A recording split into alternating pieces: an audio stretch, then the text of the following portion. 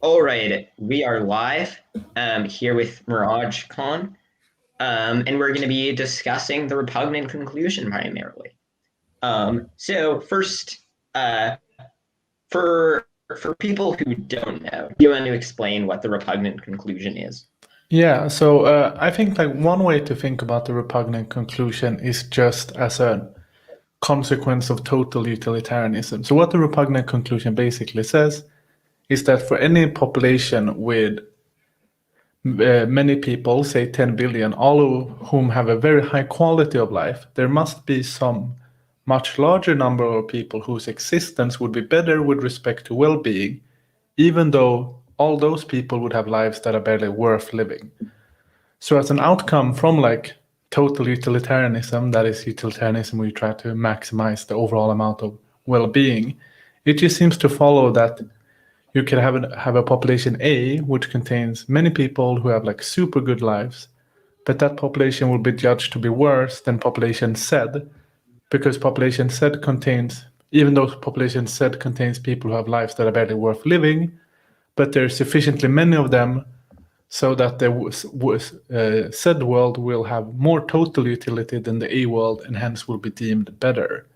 I do, however, think, and if you want to go through this, I do, however, think that to fully grasp the repugnant conclusion and like what it means for philosophy and why it's such a pressing problem, it's worth going through how it's a problem of population ethics specifically.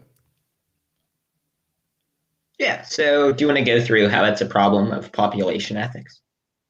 Yeah, so I mean, so population effects is this like really it's like kind of like a new field within philosophy. It's like within the past century, and it kind of begins from this like basic question of, let's say if I were to plant a nuclear bomb in the forest and I were to set the timer to 200 years, then would I be doing something wrong? Now most people, they will say yes, yes, you would be doing something wrong. But presumably when we're doing something wrong, we're wronging someone or some specific set of people. And in this case, it seems that who we are wronging in the nuclear bomb case is future people specifically.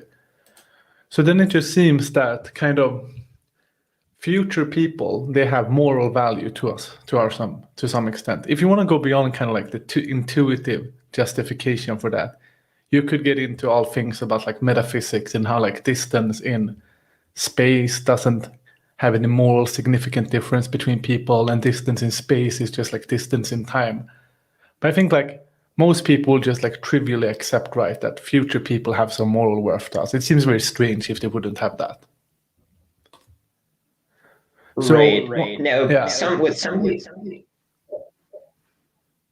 Oh, sorry. I'm Oh, getting sorry. some echo from your end. No, what were you gonna say? Um, yeah. So what some people what some people say is that when people exist, their interests will matter, but if we don't know if people will exist or not, their interests don't matter. So they'll say something like, I think Nozick said, which is, it's good to make people happy, but it's not good to make happy people.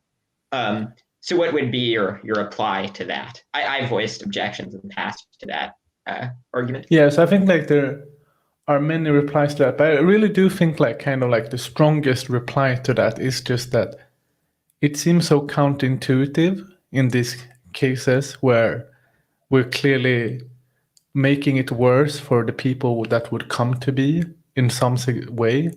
If we deny that it like that we're not doing anything wrong with planting the nuclear bomb, we're not doing anything wrong with all of those things, it just seems that we're allowed to do so many actions which we prima facie judge to be immoral, that it seems like not worth having those counterintuitive conclusions.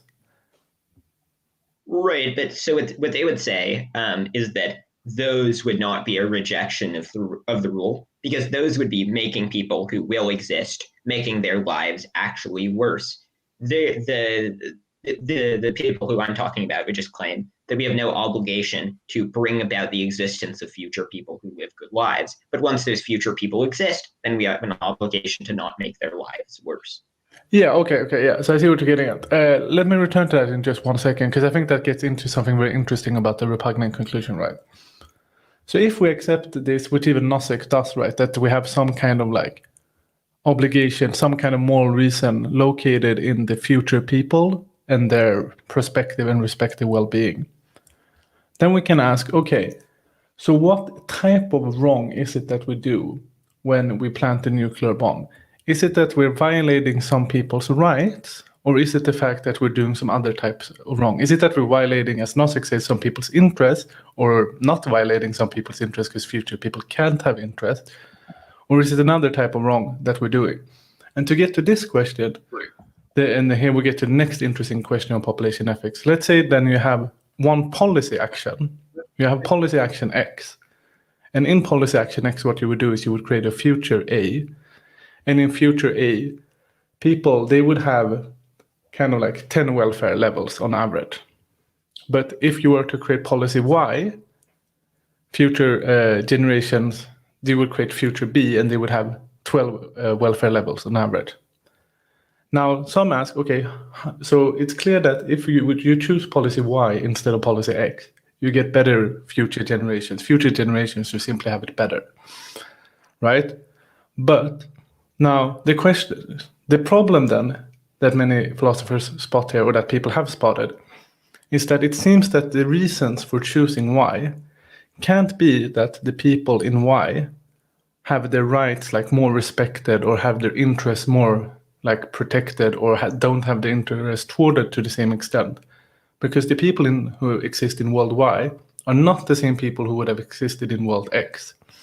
Now, the reason for that, which I'm sure you are aware of, is the fact that once you choose policy Y over policy X or policy A over policy B, you change the course of history to such an extent that it's not the same people populating world X that are populating world Y.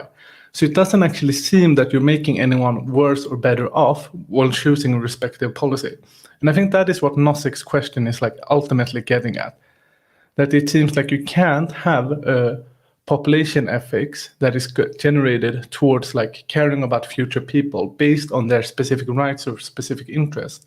Because the action, when you're choosing actions in the current moment, well, what happens is that you create two different futures when either choosing or not choosing an actions.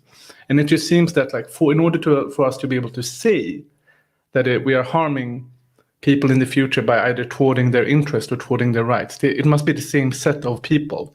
But necessarily it's not the same case in many future-oriented policy decisions or future-oriented actions that we are going about and like contemplating the same people in those cases. Now from this then, it seems that the only explanation for why we should choose the population Y instead of population X, i.e. the ones with 12 utility levels instead of 10 utility levels, is the fact that they have overall more total utility, right? And here then, we have gone like the population ethics way and arrived at the repugnant conclusions. And the reason this is like kind of important to recognize is that repugnant conclusion isn't just like an outcome of total utilitarianism. It is an outcome of trying to make sense of our obligations and our moral reasons for acting favorably against like future generations. Yeah, so another response that they could give is they could make the anti-natalist response of saying that future suffering is a bad thing, but future happiness is not a good thing, such that if we have the ability to bring about future happiness, we have no obligation to do that, but we do have an obligation to prevent future suffering. What would be your reply to that anti-natalist line? Well, yeah, so I mean, I think the first thing to note is like that David Benatar, the originator of the anti-natalist theory, he quite happily like proposes his anti-natalist theory, and specifically because of the fact that it solves the repugnant conclusion dilemma. So for him, this is like a very strong benefit of his theory. Now, I mean, I think I'm going to be honest. I think like anti-natalism is like a theory that deserves to be taken seriously. I see it often like dismissed too hand-wavily. My theory, my kind of like reply to that would just be to like have a reply against anti-natalism in itself. And I think, like, I personally think that the best reply towards antinatalism, as someone as you and I are, I guess, people who kind of are favorably inclined to utilitarianism, is just to deny the fact that people have it bad in the present moment. I just think like to deny the empirical facts, or like the facts on the ground that David Benatar points to, is the best way to go about it. And to just say like, look, David Benatar, actually you're wrong. We just think people, they have it kind of good on average. We think people have lives that are like worth living on balance. We think, there is happiness to be found for most people in this like small moment in life. Like even if you have to go to a 9-to-5 job, even if you have to like lose your knowledge when you become old, I think like it's just outweighed by like the happiness of your morning coffee, the happiness of hanging out with your friends, the happiness of like breathing fresh air. I think all of those things create like more positive utility. Now, of course, you could like further strengthen this argument by saying something akin to, there are like facts of like evolutionary relative deprivation that makes it so that like people are like primed to actually extract more well-being out of their environment than what David Benatar thinks. David Benatar, he says, people, they're primed to be biased towards continue surviving. And you could just extend that argument by saying, yeah, it's true that people are primed to be biased towards continue surviving. But what that means is that they're actually primed, this like bias towards continue surviving is a bias which makes them extract more happiness, more well-being, whatever, out from their environment. So I actually think the best reply to the type of objection you have is a reply which kind of goes against the core of antinatalism and just rejects the claim that life is like suffering for most people on Earth. Does that make sense? Yeah, well, but so Benatar made two distinct claims. One of the claims was that even if we accepted regular utilitarianism, we would still be opposed to bringing future people into existence because most people live lives not worth living. But Benatar also made the philosophical point that even if it did not make that even if people experience more well-being than suffering, that it is bad when we bring into existence someone who suffers, but it is not good when we bring into existence someone who experiences well-being. And so he appeals to cases like, for example, he says things like, we're not distraught that there's not a civilization of happy people on Mars, but we are distraught if someone's born and then horrifically tortured. My reply to that would just be to say, well, I don't, stay up late at night grieving about the non-existent civilization on Mars. I think it would perhaps be better. I mean, there are some complications with like how they would interact with human life and stuff, but I think that it would perhaps be better if there were a thriving, to make matters simpler, rather than on Mars, let's say like 10 galaxies away, I think it would be better if there was a flourishing civilization of happy people. And I think that, so if we say that it's not good to bring about future well-being, but it is bad to bring about future suffering, then there are two counterintuitive results of that. The first one would be that if we could bring about trillions of people with lives that are incredibly worth living, just the greatest conceivable experiences, but one of them at one point stubs their toe, and that's the only suffering they experience, that any of them experience, that asymmetry claim on antinatalism would say that that act would be morally bad, which seems obviously wrong. A second issue with the view that I would have is that if we say that there's nothing morally good about bringing about future well-being, then we would have to say that if you could press a button that would make it so that people who will be born in the future will never be happy again, then pressing that button would be morally neutral because future people's well-being is not morally relevant. And if you could press that button to prevent one person currently from stubbing their toe, then you morally ought to do that, which again seems extremely counterintuitive. Now, yeah, no, I think both of those things are correct. I guess like David Benatar, he would like try to get around the second one of those replies by just denying the fact that you wouldn't also be increasing like the negative utility or negative well-being once you reduce the positive so much. So I guess he would try to deny the plausibility of such a case. But I do think absolutely like the first one and this kind of like existential risk analysis, which is just that there are so many possible generations of future happy people, and it seems that those are extraordinarily likely to arise from future generations that are happy, makes it just seem very weird that wouldn't be morally relevant at all. What I was just trying to note with my reply, and I think this is like, I think the kind of intuition that David Benatar uses when he tries to drive home the point that it's not good to bring in future happy people, or like that's neutral, but it's bad to bring in like future people who's suffering. I think the intuition behind that kind of claim is an intuition that only makes sense in like the context of the anti-natalist thinking. So once you are thinking already in terms of that life is generally speaking like suffering for most people, it's much easier to discount like future utility and overvalue future like suffering. But once you just kind of like get in and deny that premise, and you say, look, as an analysis of how people live, this doesn't make sense. People are actually quite happy. They actually find quite a lot of happiness. I just think even the intuition, even though it's like a philosophical argument that is standalone from his theory, I don't think it has much like intuitive force behind it. Yeah, I agree with that. Just to reply to the reply that you said Benatar would make, which is that that well-being sort of blunts the badness of suffering, making it so that on an anti-natalist account would be morally bad to make it so that people never experience well-being. So that's true, but then there are two sort of bullets that the anti-natalist would have to bite on that account. One of them would be if we made it so that so there are certain types of well-being that presumably don't blunt the badness of suffering at all. So, for example, suppose that a person is just reading a book and they really enjoy it. And after that, they don't think about it. On anti-natalism, I think it would say that it would be morally neutral to just make it so that happiness that people experience that does not blunt their suffering at all is morally neutral. And particularly if we had made it so that people's experience of happiness disappeared, but was replaced with a false memory of happiness. So they didn't experience happiness from reading the book, but they were implanted with a memory of reading the book. That memory would have the same suffering blunting effect as the actual reading of the book. And so they would have to accept that that would be morally neutral and morally desirable to prevent a toe stub. The second thing that they would have to accept is that if we just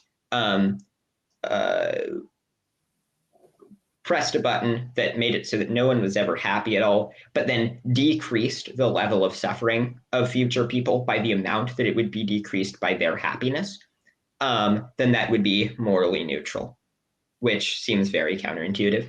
Yeah. So I think like the first thing, I'm not an expert or David, or like it was also some time ago since I read David Benatar's argument. But doesn't David Benatar try to point to some kind of like weird asymmetry as to why it's the case that for people who actually live, well-being matters, but for future people, well-being shouldn't factor into our like calculus?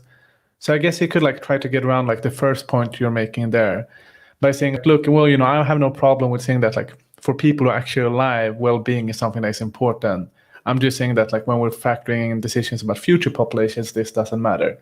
But I definitely think you're correct with your second reply, where you note that, David Benatar has to bite this kind of weird bullet that, if you have this button, so you can make it so that all future people have a bit like less suffering in their lives, but they also have all of their positive experiences removed, then that seems like what David Benatar predicted we should do. And that seems super counterintuitive, right?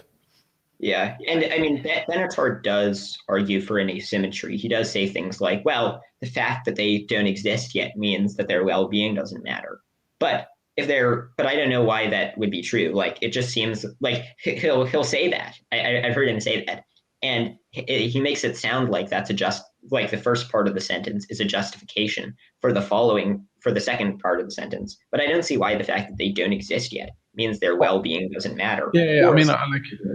Of course, like you could also just like outright to be like David Benatar, what are you talking about? Like, why would we ever think this to be true? The only thing you have that seems to support this is this like Mars thought experiment. And I can just like this type of like impressionist argumentation, you can just go the other way. You can just be like, well, actually from my perspective, when I look out at the barrenness of Mars and I see all the potential for life, I get really like sad that there isn't people there who aren't like happy. This just makes me very sad. So you could just deny also the claim, like the principal claim he's trying to make. for sure. Yeah. The last point that I would make on the subject of antinatalism is that just on the empirical claim, even if we were to accept that they're correct, that currently there's more suffering than well-being in the lives of most people, it seems like if we accept the conclusions of people like Steven Pinker and Nick Bostrom, that the world is getting better and that there's the possibility of an extremely desirable world in decades and centuries to come. And so even if the world is not great now, the world is just on a track of improvement. And so it's desirable to bring about people whose lives will likely be better. I mean, throughout most of human history, people's lives have been nasty, brutish, and short. And they've died at the age of 5 the average age has been like 40 throughout much of human history. And people have died from things like cholera, war, and starvation. And now that's not the case as much, which is definitely a better world. And the trends are only improving. Now, obviously, they're not improving right now because of COVID, but generally the arc of history tends towards improvements in quality of life. All right, so So I mean, let me just say something quickly about that, because I think I would personally, I would just disagree with that. I don't think that's a super strong reply to David Benatar's argument. I mean, I think it just seems quite true that you can't really torture, if we accept David Benatar's kind of empirical analysis of life, that life is by and large suffering for the vast majority of people. And then we're asking the question, should we bring in another person to this suffering?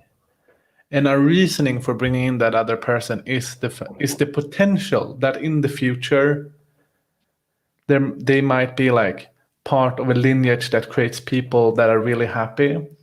That just strikes me as being a bit weird. I mean, it strikes me as if we would try to generalize our actions according to some kind of principle claim like that. We would get very we would live in a very weird world. And then the other reason I think is not that strong, not the strongest of replies, because it just seems like David Benatar could quite easily muddy the waters and be look, you're talking about these trends. I just think these trends are very uncertain. I think it could go all to hell. We have climate change. We have all of these possible negative things. So what you're actually saying, you're saying we should wager to these persons to be tortured for the small and very epistemically uncertain possibility that in some possible future world that could lead to even more happy people being born. This just doesn't seem the way we take risk into account right now. Yeah, sorry, just to clarify, the argument that I was making was less about this being a case for individuals to have, for an individual person to have a child. This was more a case for why, if humanity all collectively stopped having children, for why that would be a bad thing. I should have clarified that before making the point. Yeah. So I think on the collective level, it becomes, I think on the collective level, the kind of intuition behind the argument you're using, it becomes stronger. But I still think there's some kind of weird risk principle there. So if you just think generally speaking, if we take situations where there's kind of there's a certainty that you will do something which creates a lot of harm, and then there's a very high degree of epistemic uncertainty that thing which causes a lot of harm could in the future potentially, if you're lucky, lead to a world that has a lot of benefits. It just strikes me that most people would just find that you shouldn't take that risk, because you shouldn't gamble with the lives of the innocent in that way. Well, but surely it would matter how good the upshot is. So if we take the estimates of people like Bostrom seriously, Bostrom concluded that in a far future utopia, there could be 10 to the power of 54 years of human life, which would be equivalent to about 10 to the power of 52 people living to 100 years. And so even if we assign the odds of that as being 1 in a billion, it's still going to be an expected value of 10 to the power of 42 people. And their lives could be extremely, extremely good, given the possibility of people having gene editing to be able to experience far more well-being, things with AI. You brought up the point of climate change and how there are certain trends and how the future is uncertain. I agree that the future is uncertain, but I think that our moral circle has tended to expand over time. I agree with Peter Singer on this. And so I think that our values are improving. And if our values are improving, and our ability to actualize our values are improving, then I think that gives us reason to be optimistic about the future, particularly combined with trends of billions of people being lifted out of poverty and being lifted out of extreme poverty, the rate of child mortality falling, more and more people being educated, etc. You brought up climate change. I agree that climate change is a big issue that the world community should be doing more to address, but I don't think that it's sufficient to make it so that the future will be worse than the present in expectation. Nordhaus, who won a Nobel Prize, concluded that the cost of climate change to global GDP will be a few percentage points. I can't remember if it was like 3 or 6 or 7 or something, but pretty big difference there. But it was some amount which is going to be bad, and it's going to be bad for a lot of people. But it's not going to be bad enough to offset all of the desirable trends that are occurring in human civilization.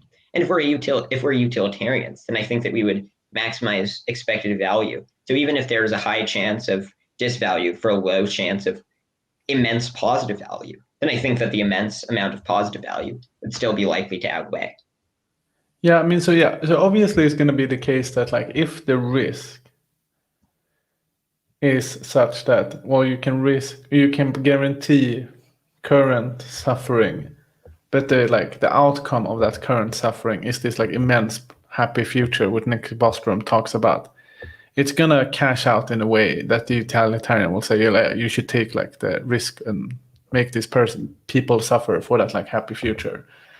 I have an interesting thing to say about this, or at least a thing I think is interesting. But let me just like first again note that I do think this strategy against David Benatar isn't like the best strategy, because I mean it's true that you point out to a lot of trends that seem like very positive, but I think it's like quite easy also to paint like a gloomy picture. You could look at like, oh, so even if we just like ignore climate change, even if climate change cost isn't that high, that cost is going to be distributed in such a way that like the worst off people are going to suffer really high. Now you take into the moon wobble that's coming in 2030, which is going to by itself raise sea levels to like 3 meters more during the 2030s. And this is an empirical fact. We don't know how this interact with climate change. You can throw in like facts about kind of like late stage capitalism, China, whatever. And you can quite quickly get to a picture of just like the world that looks quite doomy and gloomy. And I think that if David Benatar has that picture of the world where it's quite doomy and gloomy, or the future is potentially quite doomy and gloomy, then suddenly this kind of like justification for his theory about, the reason we should have people right now who suffer is for the potential of future people that can be happy, just seems way less appealing, given that it just seems way less certain that there will be this future generation who are like really, really happy. So I just want to note that I see what you're going with. I guess like intuitively, I just don't think that's the best strategy. I just think you should go for the jugular, and you should be like, look, people right now, they are in general happy. They're quite happy. Even people in the developing world, they find meaning in their life that is valuable and important. And from that meaning, they extract like a lot of utility. Well, yeah, so I agree that the future is uncertain. I'm not too familiar with the moon wobble that's going to happen. But I mean, I think that just if we analyze the consensus of empirical literature, it seems like the prospects for the future are improvement and are for it to get better. And most diligent observers who have considered aggregate trends have concluded that the future will likely be better than the present. And we've seen pretty consistent progress for quite a long time.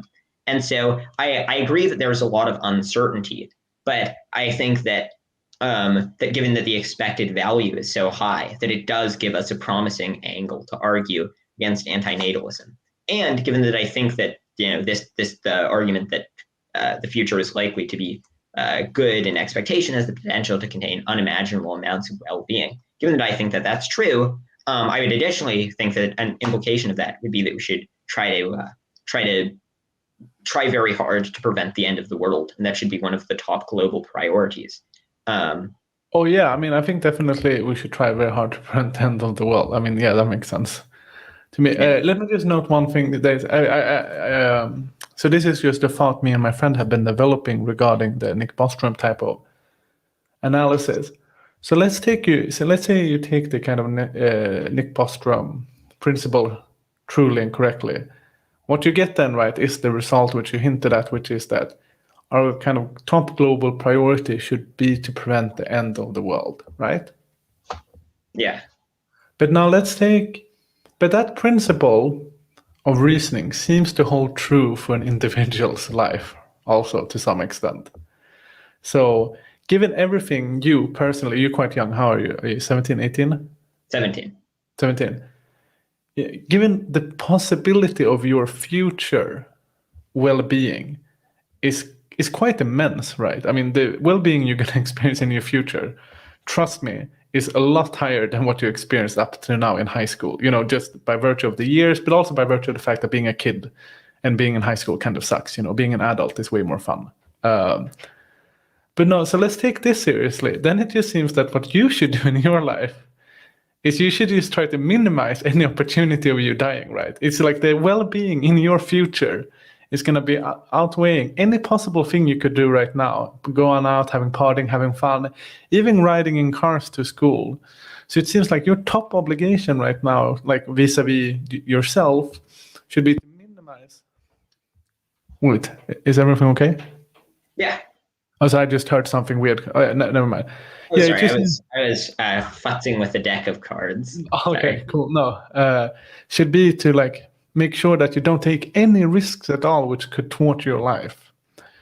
But here comes. So this argument isn't fully developed yet. We're still thinking it through. But here comes what could be like a potential contradiction, which seems that the kind of behavior which is consistent, which predicts that you should do everything in your life to minimize the possibility that you die in order to preserve future well-being, if generalized to the population, would predict the type of behavior that is incompatible with the type of behavior in order to maximize the possibility of having future happy generations. Does that make sense? It makes sense. I don't agree with the argument for a couple of reasons. One is that the difference between the amount of future well-being in the case of population ethics with what Bostrom has talked about with 10 to the power of 52 people is just going to be orders of magnitude greater. I mean, like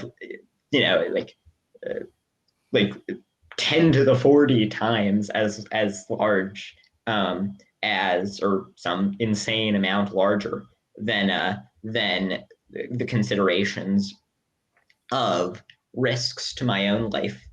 Another point that I would make kind of relatedly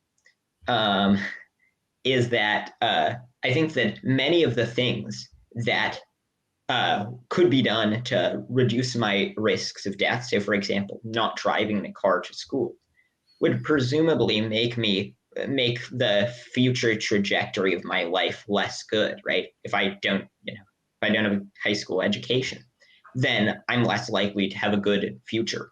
And so as a result of that, it is still worthwhile for me to attend school, even though there are slight risks of deaths from me driving in the car. And a third point that I would make is that even if we sort of accept the conclusion that like maybe it would be the most rational for us to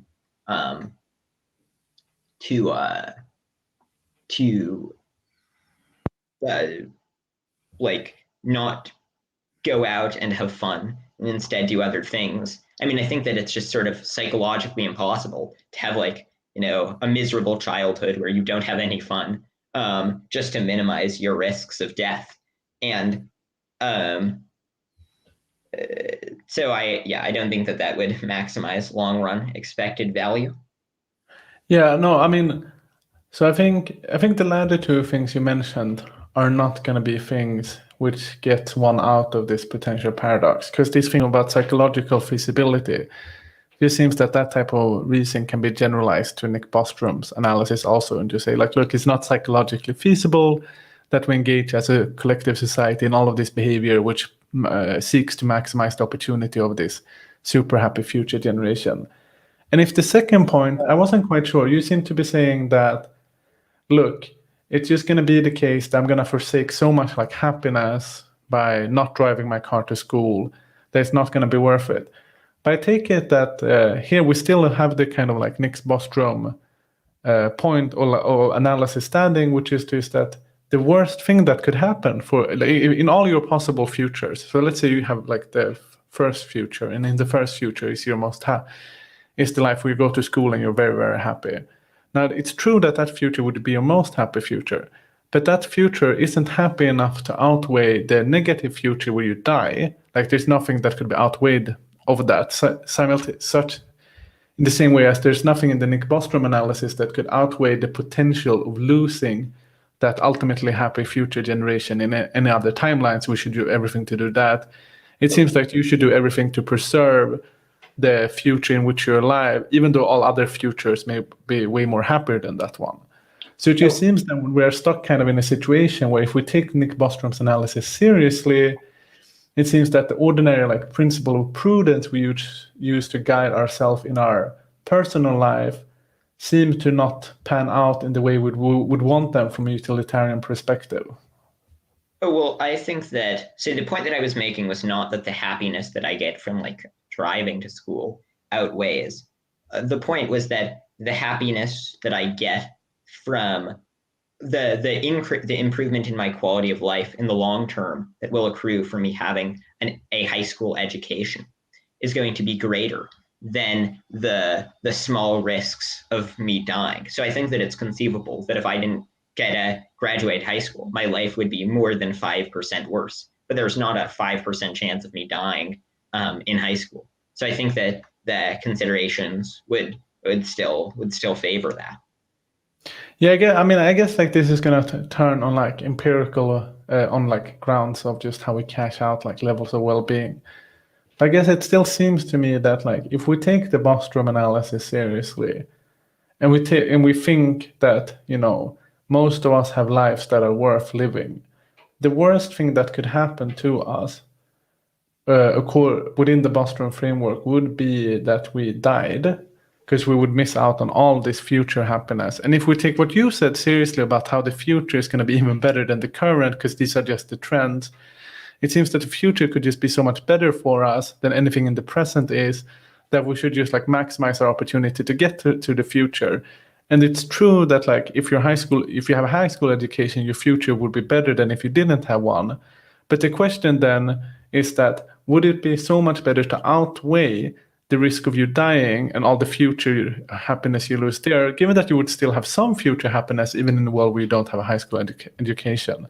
But I think more importantly here is then we see that it's entirely plausible, at least. Like it's entirely plausible that one kind of like set of action guiding behavior which would lead us to like do everything we can to maximize the instantiation of the Bostrom super happy future seems to simultaneously lead us to one type of action guiding behavior which makes us want to minimize the risk of our own death. And it's not super obvious that those squares with each other in a way that is perfectly consistent. Now, I haven't fully worked this out yet, but I'm just noting that it's not clear to me that, you will get a satisfying harmony there. Oh, well, okay, so I think that in cases where the numbers do work out, then I think that it just stops being counterintuitive. So if we expected that by the time that we're 50, the utopia will be ushered in such that every year of existence after 50 is just going to be way better than all the combined years before we turn 50. Then I think that at that point it stops to being counterintuitive to say that we should try very hard to prevent our own death and to not take very small risks. In terms of the point that you made about how it would be a mathematical question, I agree that it would be a mathematical question. But it seems like based on any plausible arithmetic, it's just going to work out that it is worthwhile for me to, for example, go to high school. So, I mean, my odds of dying in high school are considerably less than 5%. And it seems like if I did not graduate high school, my life would be at least 5% worse, the long-term trajectory of it. And so, I mean, you would have to reject one of those, and I don't. And it seems like, I mean, it seems even if we say that my life will only be 1% worse if I don't graduate high school, my risks of dying over the next year from driving to school are nowhere near 1%. Yeah, no. I mean, that's true. Like, but if we kind of like look beyond the high school example, it seems that we're engaging in all these types of behavior all the time that, you know, ups our risk of dying a bit and prevent us from having this possible future super happy future. And we can just ask, look, do we actually have like kind of like rational considerations to engage in this behavior if we take Bostrom's analysis seriously? Because what like loss of happiness would we really have? For example, let's say we go out to drinking one night. Oh, you shouldn't do that. Never mind. You don't go out drinking. You like, I take that back. Let's say we go to the movies one night. It's really fun, but I mean, is it like really sufficiently more fun than sitting home and not going to the movies as to warrant that like small risk of dying, which makes us prevent us from having all this like potential super happy future? It's an interesting question, but I think like the more interesting question here is just this, the point that it seems that if we were to take Bostrom seriously, we would have to do a lot of stuff in the current moment. So it wouldn't be like sufficient. So if we want to maximize the possibility of ushering in the super happy future, it would require us to work really actively towards that as a species. But then the question is, while working really actively towards that as a species, how willing are we to like risk the fact that each of us like meet our death early, and how does the utility considerations there weigh up with each other? I don't know. I just think it's an interesting question to think about how those things cashes out. But perhaps we should get back to the repugnant conclusion. Yeah, that was a long detour, but yeah, we can get back to the repugnant conclusion. So, so do you wanna present your reason for why we should accept the repugnant conclusion? Yeah. So let me just first say something about why the repugnant conclusion is not that easy to accept. So the reason the repugnant conclusion is not that easy to accept is that it's not only that we would have to accept the repugnant conclusion when accepting the repugnant conclusion. It's also that we would have to accept something called the very repugnant conclusion, which reads that for any perfectly equal population with very high positive welfare, and for any number of lives with very negative welfare, there is a population consisting of lives with negative welfare and lives with very low positive welfare, which is better than the high welfare population, other things being equal. So it seems that when we accept the repugnant conclusion, we also have to accept the very repugnant conclusion. And also equally disappointing is that when we accept the repugnant conclusion and the very repugnant conclusion, it seems that we're forced to accept the reverse repugnant conclusion, which reads that for any population X, where each person is at a negative welfare level U, no matter how low, there is for any negative welfare level V over U, no matter how close to zero, a population Y, where each person is at welfare level V, such that X is better than Y with respect to welfare. So this is just to say that if we accept the repugnant conclusion, there are other things which are also quite bad, which we have to accept. I think the worst one of this is this like reverse repugnant conclusion, because what we have to accept there is that a world where there's like perhaps like trillions of or like billions of people who are like suffering the most you can suffer. They're just like suffering the worst unimaginable torture possible is better than a world, or like more preferable than a world, than in which there are trillions of people who have lives that are just barely not worth living. So these are just some of the things that we get as a theoretical purchase from accepting the repugnant conclusion. So accepting the repugnant conclusion is no small feat, so to speak. Yeah, I mean, one way of just, so, I agree we should accept the repugnant conclusion, but I'm going to lay out in as vivid detail the reductio to the acceptance of the repugnant conclusion. So I'm not sure if this is the very repugnant conclusion, or if I thought it was, but I may have just misunderstood it. So it's that if we have two choices of a population one, where you have 10 billion people who live fantastic lives, we could have a world of population 2 that would be better, which would have 10 billion people who are being horrifically tortured in the most brutal ways imaginable. But if we have like Google people who have lives that are just barely worth living, that are like as good as like just a back rub and then fading out of existence, then World 2 would be better than World 1. And people find that to be deeply counterintuitive, and it sounds deeply counterintuitive when it's first laid out. But Yeah, so now let's talk about why we accept. I think that's the sadistic conclusion. Yeah. I thought the sadistic conclusion was you know this better than I do. But the reverse repugnant conclusion is you just imagine, right, that you have this kind of like world A. So you have this ordinary world A where people have really high welfare levels, right? And if we accept the repugnant conclusion, as you and I want to do, we want to accept world Z, where people have really low welfare level. They have lives that are barely worth living, but there's sufficiently many of them that are better. Now, if you just flip this, so instead of talking positive utility and negative utility, we talk about negative utility. Which world would you accept? Which world do you think is better, world Z or world A? So I'm blanking on which world was which, but yeah, I would accept.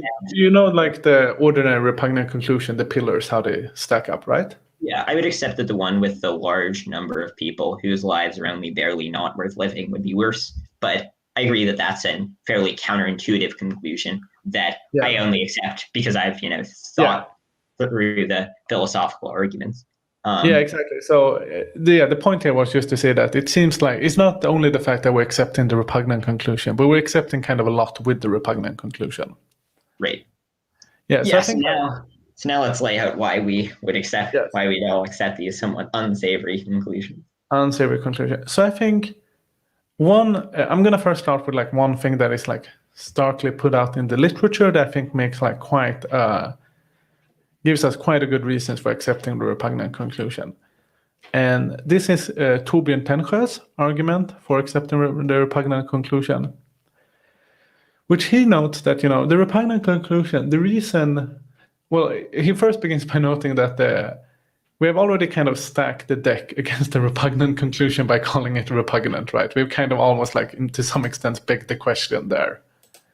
Yeah, so then he says, sorry. I refer, so in an attempt to combat that, I refer to not accepting the repugnant conclusion as the bad at math conclusion. That's good actually. I like that. I might just steal that. So yeah, but then Tännsjö notes, he notes that, well, it seems to me and to Tännsjö that if we can prove that the repugnant conclusion is not like repugnant to live those lives, then, it seems to be the case that, well, it's no problem accepting it anymore. So what he basically has this quite persuasive argument, and I suggest that anyone goes and check out this paper. I assume that if you upload this to YouTube or something, we can link the paper in the description, right? Yeah. So you'd have to send me the paper because I'm not familiar with it off the top of my head. And he makes this argument, which is that actually the reason we think the repugnant conclusion is really bad, because we think of ourselves, that is we living in this developed world, we privileged individuals, as having very, very good lives, and the people in the kind of like developing world are the ones who have lives which are barely worth living. And we think that, look, we have lives which are so much better that surely it would be repugnant if the world, instead of containing lives such as ours, just contain lives such as theirs. But what he says is that, well, actually, we who live in the developed world, we actually are the ones who have lives that are barely worth living. So he says that a life barely worth living is a life that isn't much unlike our own.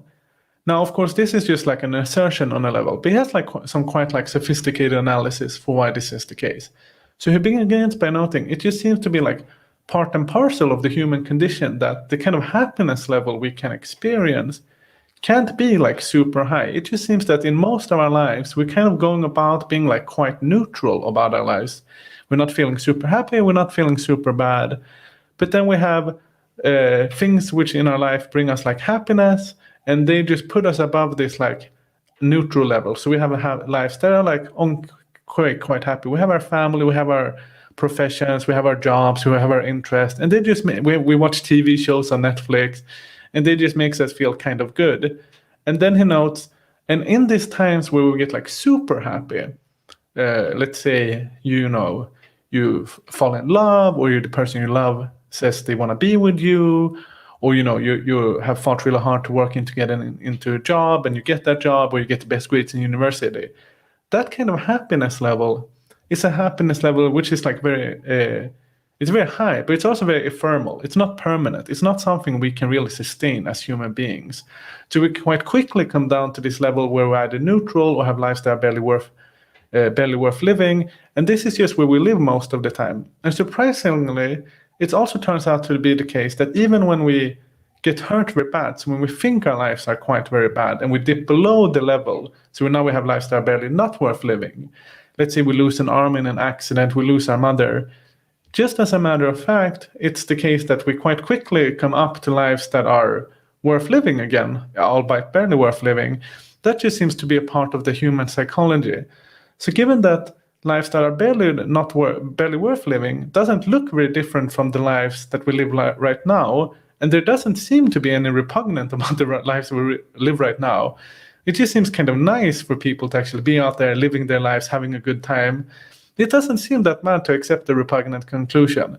So I think this is an argument we can go into why I think this argument struggles and fails, but I do think this argument is worth having out there, that actually this is the repugnant conclusion. Lives that are barely enough worth living. Those are our lives, and our lives are kind of nice, and there seems to be nothing repugnant about that. Does that make sense? Yeah, that does make sense. Wait, sorry, I'm getting a bit of echo. Let's see. There's still some echo. Okay, it seems to be gone. Okay, cool. Yeah, I agree with that. One kind of interesting thought that I just had when you were describing that is that it almost seems like the repugnant conclusion, it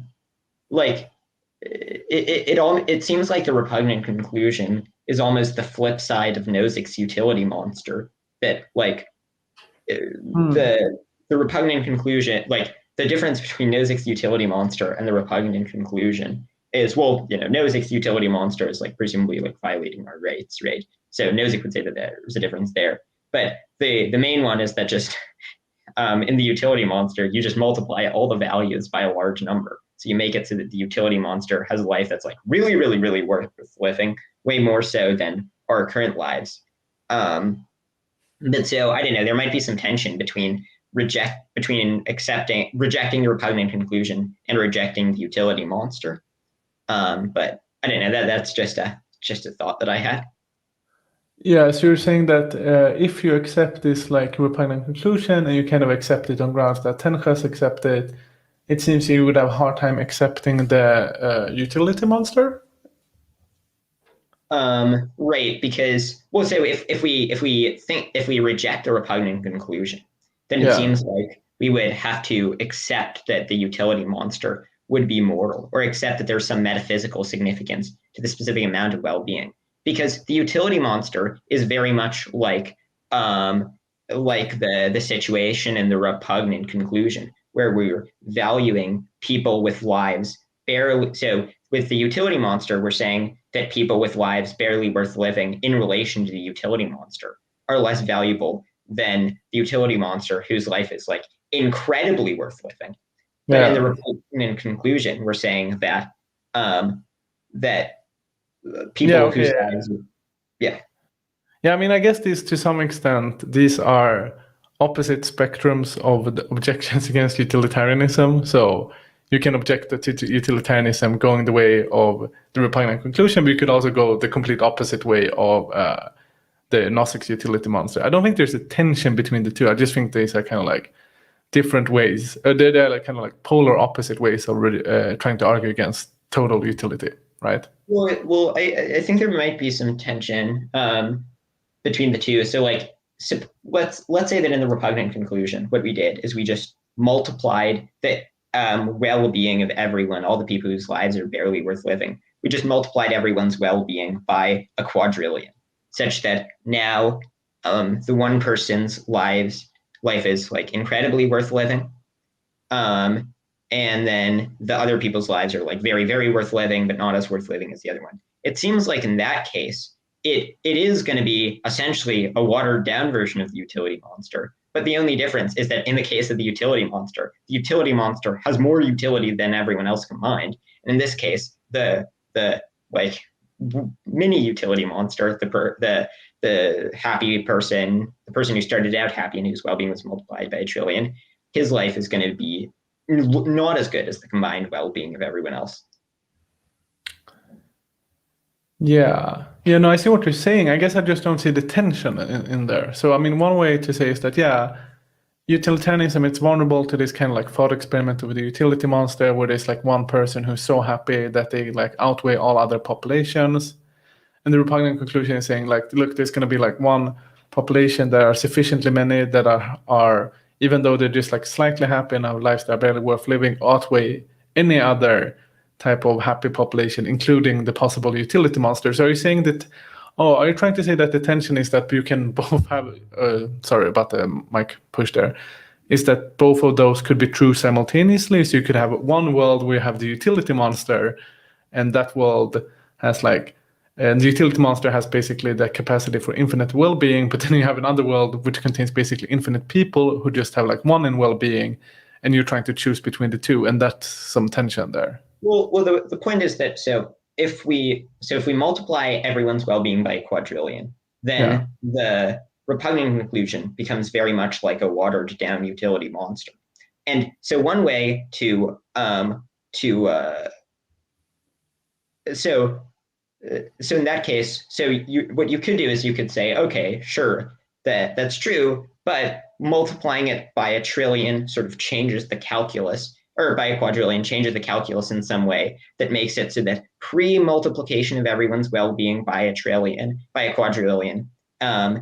we shouldn't accept the repugnant conclusion, but after we multiply it all by a quadrillion, then everyone's well-being by a quadrillion, then that world is better than the world where just one person has, starts out with a good life and then his well-being is multiplied by a trillion. The issue I would see with that view is that, what if the way that we did this is by the way we multiplied it by a trillion?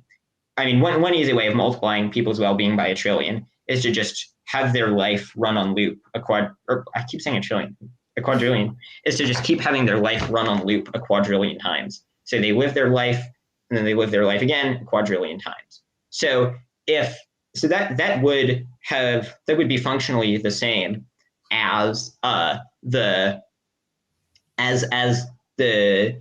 repugnant conclusion where you multiply everyone's well-being by a quadrillion. But it seems strange to accept the repugnant conclusion, reject the repugnant conclusion, but then say that if we just ran everyone's life on repeat, so if we made it so that rather than living one day of life barely worth living, we lived a quadrillion years with lives barely worth living, then that would flip the calculus. It seems like if each day the repugnant conclusion would be bad, just running the repugnant conclusion for more days wouldn't change the calculus. Yeah, no, it doesn't change the calculus, right? Yeah. Pipeline Audio, Google the repugnant conclusion or scroll up in the chat.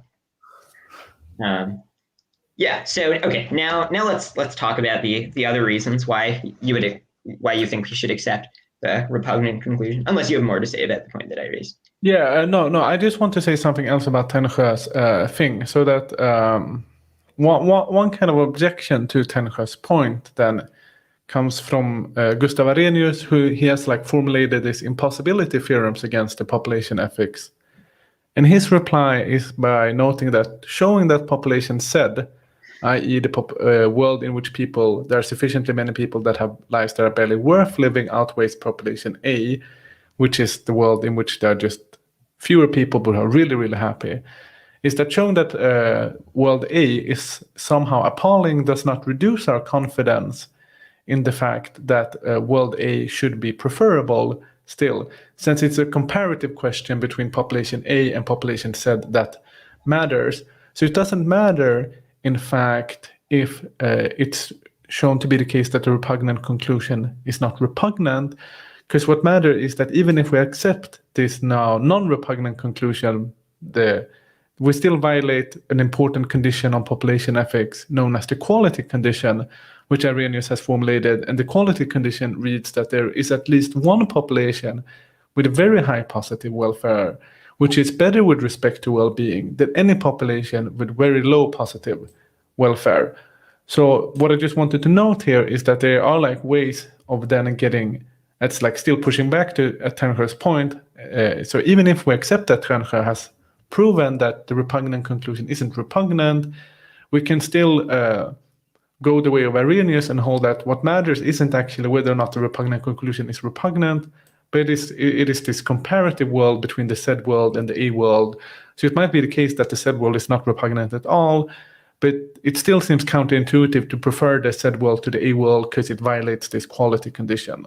So I just wanted to note that we're not quite out of the fire yet, even if we accept that Tännsjö proves that the repugnant conclusion isn't repugnant. Does that make sense? Yes. Yeah. So just quickly on like the Arrhenius thing there, before moving on to what I think is the most promising solution, which is one thing on Arrhenius' point is that we can just deny that like philosophy, like population ethics ought to deal with these like logical possibilities. So it's still true that even if it's not the case that the said world is repugnant, we can perhaps scale up the A world to such an extent that so we can like talk about the A world containing trillions upon trillions upon trillions of people who live lives such as gods, and we could just have it that the said world, even though they have lives that are not repugnant, they have lives that are barely worth living, and perhaps the comparison still seems like super counterintuitive. And I think one way of addressing this kind of objection to Arrhenius is just to note that it's not the case that when we're doing population ethics, we're going to deal with these like high abstractions of like populations which have lives that are like close to those of gods. But what we're actually going to deal with is populations that we can in some way have like proper intuitions about. And we could never have proper intuitions about those kind of like populations that have lives that are so divine, so to speak. So the real true comparison is kind of between like plausible human lives or plausible human-like lives. So that's one way of getting around like this point Arrhenius raises.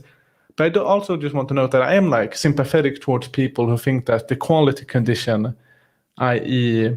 the condition which is that there is at least one population with very high positive welfare, which is better with respect to well-being than any population with low positive welfare, is like they're not holding some position which I think is like crazy still. Okay, getting now back to the acceptance of the repugnant conclusion, and I think the better strategy of it.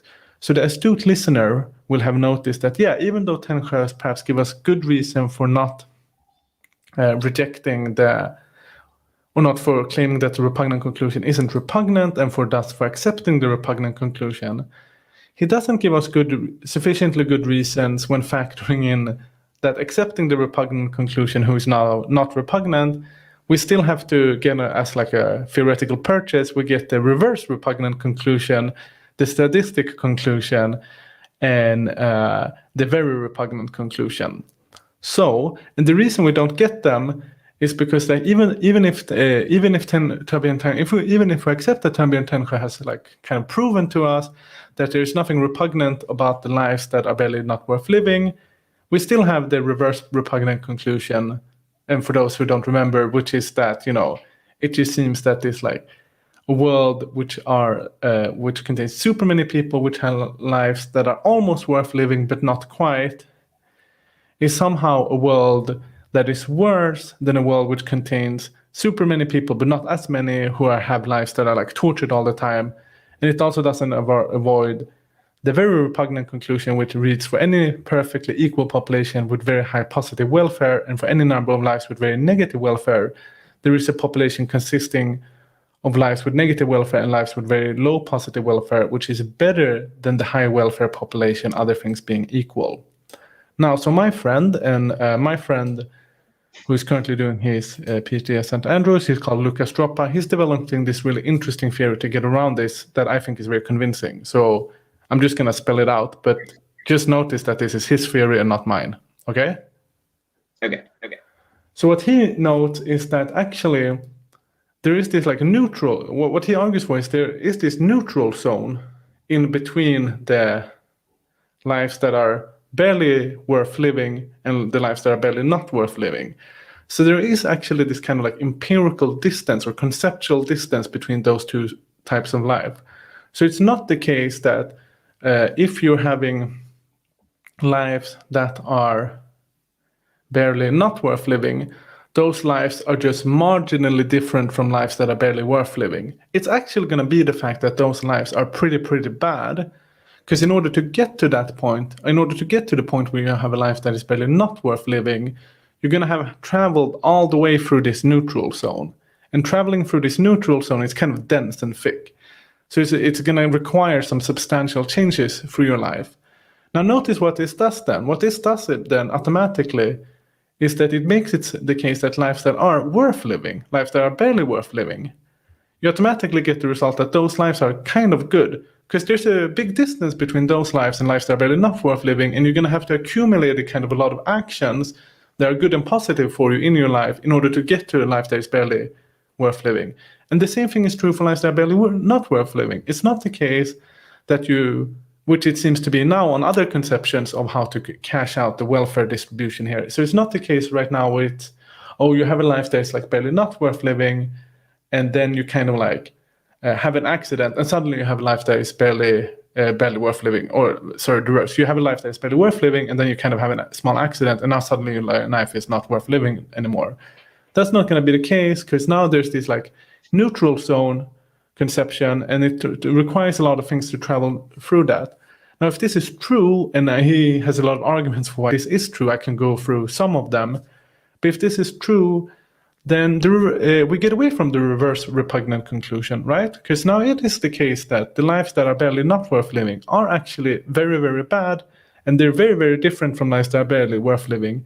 And we get away from the very repugnant conclusion, again, because the lives that are barely worth living, those lives are very different from the lives that are barely not worth living, and they're actually quite good lives containing a lot of good stuff automatically by virtue of the fact that getting out of the neutral zone just requires the life to be filled with kind of a lot of utility granting things. Yeah, so that's an interesting count. We can discuss that count in a moment. I want to present my solution to the repugnant conclusion. Yes, sure. So there are a couple of ways that I think we can get the repugnant conclusion from pretty plausible axioms. So the first way that we could get it is through the leveling up rule, which says that for every person with any positive utility, there's a number of people with utility slightly below their utility, which would be better. So for example, one person with a utility of 5 is worse than 5 people with a utility of 4, which is worse than 25 people with a utility of 3, and so on. And so if this is true, then this straightforwardly is going to entail the repugnant conclusion. Because enough people, so if we compare like, okay, a person with 10 billion happiness versus, 10 billion happiness for one person versus 9 billion happiness for 5 people. So 9 billion happiness is greater. And then versus 8 billion happiness for 100 people. Okay, so that's going to be better. And then we can just keep going down this by making their lives slightly worse, but slightly less good by making their quality of life accrue to more people. And if we just keep going down this route, then we would eventually get the repugnant conclusion. This would make it so that in order to reject this, the rejecter of the repugnant conclusion would have to say that there's some firm cutoff, whereby any amount of well-being above the threshold is just automatically more relevant than any amount of well-being below the threshold. But that's deeply counterintuitive. So for example, if they set the threshold at 100 units of well-being, then it would have to say that a trillion people with well-being of 99.99999 is less good than one person with a 1 in a billion chance of having well-being of 100. Now, so they could adopt threshold utilitarianism, which says that what matters is being above some threshold. But that's going to run into a problem if the threshold is not set at 0. If the threshold is not set at 0, then so if we say that, so like let's say that we set the threshold at 4, then, well, one, I mean, that's just going to get the counterintuitive result of people with utility of 3.99 is less good than for trillions of people is less good than one person with 4.0001 units of utility. And that like bringing someone down from 4 units of utility to 3.99 would just be worse than bringing down the utility for quadrillions of people from 3.99 to 0, which seems deeply counterintuitive. Because the breaching of the threshold is what ultimately matters on that account.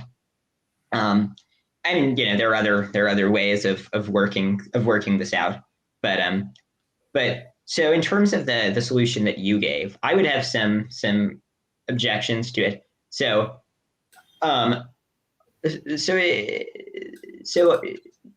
if we conceptualize how good of a life as just a conjunction of the experiences, then it seems like if there are some good experiences and no bad experiences, then a life would be barely worth living. So for example, if a person pops into existence, gets the well-being of eating a chocolate cake, and then pops out of existence, it seems like they had a good experience, so their life would be worth living, but it would not be very worth living. And so it seems like the repugnant conclusion would entail that enough people popping into existence, eating cake, and then popping out of existence would be better than a world where we have large numbers of people with very positive utility, which would strike people as counterintuitive. Would you deny that a person who pops into existence, eats a chocolate cake, and then pops out of existence would have a life that's worth living? Yeah, so I mean, I just want to note here that the replies I'm gonna have now aren't gonna be replies that I'm sure that Luca Stroppa, the person who's like creating this theory, would have. But it would rather be my own replies. So I think like it's gonna be hard here what like the facts on the ground are. But here's like one thing. Let's say you have a life that like pops into existence, and all it does is it has one lick of a lollipop.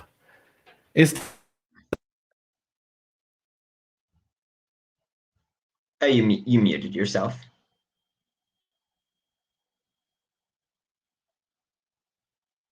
Am I back? Yeah. Yeah. So in the lollipop example, it just seems to me that we wouldn't want to accept that that is a life that is barely worth living just because they have had the lick of a lollipop. And you might think, oh, but surely if we would just stipulate that grants one utility, then it must be the case that given that that's the only thing they experience, that is a life that was barely worth living. But it's not obvious to me that this would be the case, right? So if you look, for example, at more like practical examples, it just doesn't seem to me to be the case that if we look at people who have it like kind of like they have it very bad in life and then they're on their way up, that suddenly it will be the case that if they just had that one extra lollipop, they would have a life that is like barely worth living, even though that before that they had a life that was barely not worth living. It just seems to be that it requires more things than those like small lollipop licking things or chocolate eating things. And the kind of best explanation for why it would require more things is that there exists this neutral zone which you have to get through. So it's not obvious. Yeah, so it's not obvious to me that we would want to say that, yeah, just because you had one lollipop lick, then that is suddenly something that can carry your life from being barely not worth living to barely worth living. Oh, well, so if you would, so I mean, in the case of the people who have miserable lives, so I agree that it seems slightly counterintuitive, but I think that that's because the lives of most people have such an immense amount of utility that the odds that a lollipop would be decisive at tipping the scales are very, very close to 0. But if you say that there's a neutral zone such that a life where a person pops into existence, eats a lollipop, and then pops out of existence is the expected moral value of that is literally 0. Then would you say they would be morally neutral to if a life popped into existence and if and could either eat a lollipop or just immediately pop out of existence before eating a lollipop, would you say that it would be morally neutral to deprive that life of the experience of eating a lollipop? Well, I mean, we don't have to say that. So we have like the theoretical structure to say that if we compare two lives, we compare one life. Let's just make it a bit clear if that's okay. We compare one life that you pop into existence, that life has a lollipop, and there's another life that pops into existence, and that life has a chocolate cake, right? So it seems to me that you want us to be able to say that the chocolate cake life is a life that was better than the lollipop cake life. Okay, just assuming that chocolate cake is more tasty than lollipop. Now, yeah, but something that we can indeed assume. Yeah. Now, but we can say this perfectly well with the neutral zone. We can just say that the chocolate cake life is better because it closer approximates a life worth living, but whilst simultaneously saying it's not a life that was in fact worth living. Wait, could you hold that thought? I just need to go get a charger, I realized. My computer.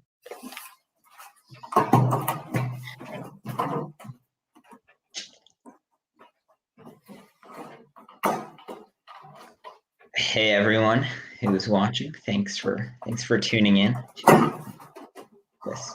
Hope you're enjoying this discussion of the Repugnant conclusion.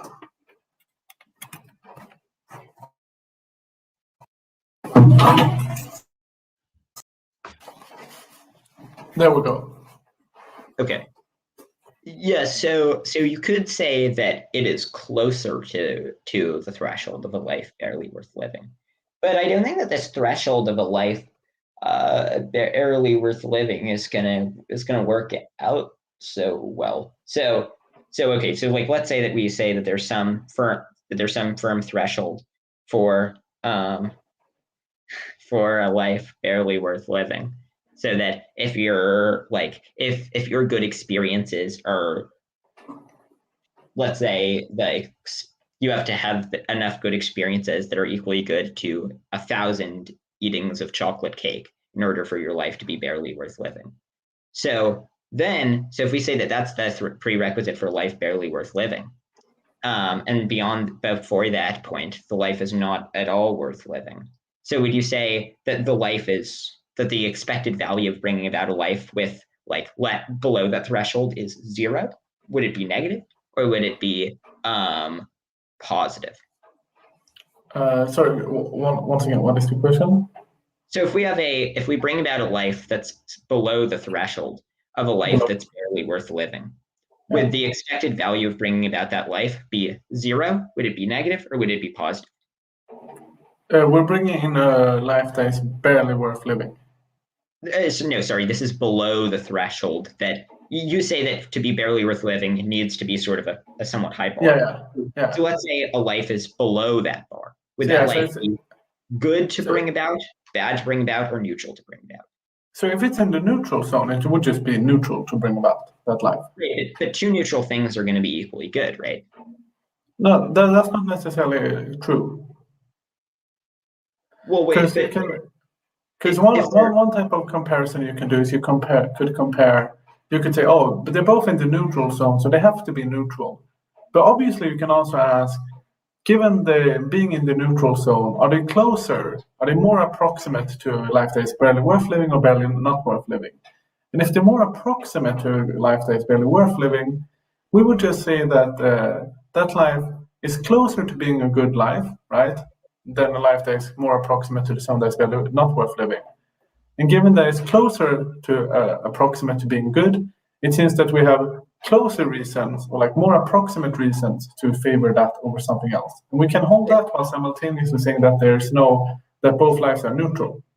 Well, wait, but so if both lives are neutral, then so I agree that they would be that view would say that they're closer to the threshold, but we're never going to breach that threshold. And so I don't see why being close to the threshold matters. If the expected value of both of their lives is 0, if there's nothing morally good about bringing about either of them, then bringing about either of them would be morally equal. Yeah, but so there's two different questions here. So I think that might be getting confused. So one question is, if we have both of these lives, and both of them are in the neutral zone, and we're just looking now in the current moment, and we're asking which life is better than the other, then we're going to say, well, none of the lives is better than the other, because as a matter of fact, they're in the neutral zone. There's nothing upon which we can make the judgment that they are better or worse than the other. Both of them have zero utility. So that's one type of question. But another type of question we can ask, so if we were like forced to choose one life to bring into the world, right? And both of them are in the neutral zone, but one of them is closer to being a positive life, while the other one is further away from being a positive life. And we were forced to choose. Do we have any reason to choose between them? And it says, yeah, it seems that, yeah, we have reasons to choose between them. And those reasons are going to be, well, one is more likely to more easily get a life that is worth living than the other one. Does that make sense? So there are two different questions here. But for the hypothetical, we're stipulating that the odds of both of them entering the positive zone at any point, the odds of both of them are 0. So neither of them will at any point be above the threshold to be what you would consider a life that is indeed worth living. Oh, okay. So you're just saying that we will bring in two lives, and none of them will ever make it into the. Right. We know that neither of them will make it into being a life worth living. But so life 1 would have a person pop into existence, eat a chocolate cake, pop out of existence. No chance of them having a life that's above the threshold of being worth living. Life 2 would have a person pop into existence, eat a jelly bean, and then pop out of existence. Yeah. Would you say that those lives that it would be morally neutral to switch out if you knew that a life was popping into existence, to switch out the food that they would eat just flip the coin. Okay, but so then that's going to get some kind of counterintuitive results. One very counterintuitive result of that will be that.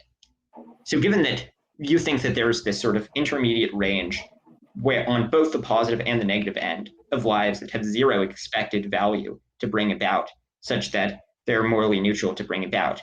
Surely if we just give someone a slap with some amount of force, not enough to break their face or anything, but just a slap that's kind of unpleasant, but not enough to make their life not worth living on the negative side, you would have to say that it would be morally neutral, so that there would be no morally relevant, that if we were bringing about a future person and we could either slap them pretty hard, but not hard enough to make their life overall not below the threshold to be not worth living, and then they would pop out of existence, or give them a good experience like a massage or a chocolate cake and then have them pop out of existence. You would have to say that it would be morally neutral to change it from giving them a chocolate cake to slapping them in the face.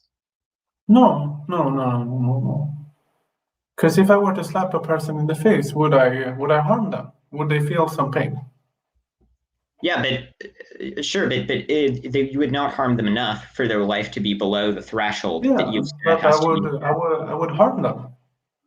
Right, but you said that what matters, that sort of in this zone, on both the positive end and the negative end, that there is this zone where the expected value of bringing about a person with this amount of well-being and suffering in this sort of intermediate range, where it's not at the pretty high threshold that you've set for life living or not worth living, that the expected value of bringing about a person who has that experience is 0. So if the expected value of bringing a person who has a slightly good experience. Am I audible still? Yeah, but your audio quality just got a bit worse. Yeah, either we can take a moment for me to try and fix that, or we can just continue. You decide. Wait, why did you take out your headphones? No, because I realized that the audio suddenly got a bit worse for some reason now, and I was wondering what the fuck was going on. 1 second, I can fix it. Yeah, I can turn the headphones and see if that is good. Yeah, so I'm fixing it now. Wait, let's just take a moment to fix that tech issue. Tech issues, tech issues going on.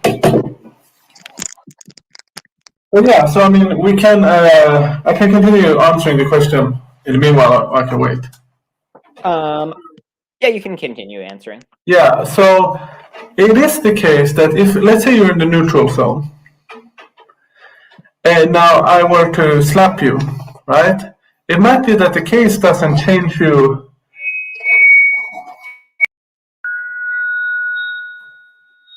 I didn't know what that is.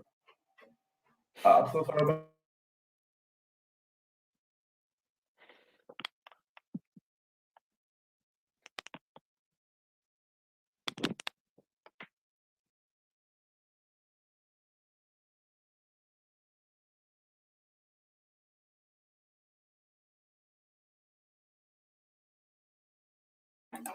Am I audible now? Yes. So I'm audible now. Let's try one thing more. Sorry about this. Okay.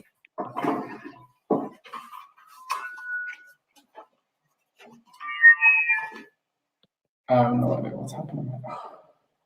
Wait, maybe I'll try taking out my headphones. See if that gets better.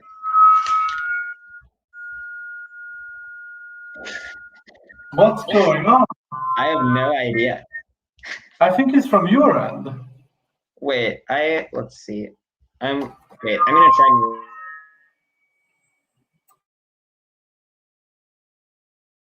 Wait. Okay, I'm gonna unmute. See it. Okay, it doesn't seem to be happening now. I think it might be a problem on your end. Wait. Let's just keep going like this, okay? Okay. Yeah. Yeah, sorry about that. I don't know what happened. Oh, good. Yeah. Yeah, no, okay, but so here's this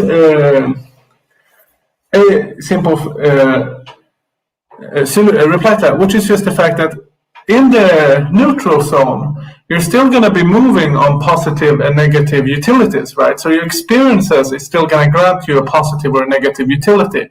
It's just going to be the case that that positive and or negative utility by itself isn't sufficient to move you in to the zone of a life that is barely worth living or a life that's barely worth living. They're just going to move you closer to that. But obviously, if I hit you, I'm still causing a negative utility in the world, so I have reasons not to do that. Yeah, but on your account, then wait.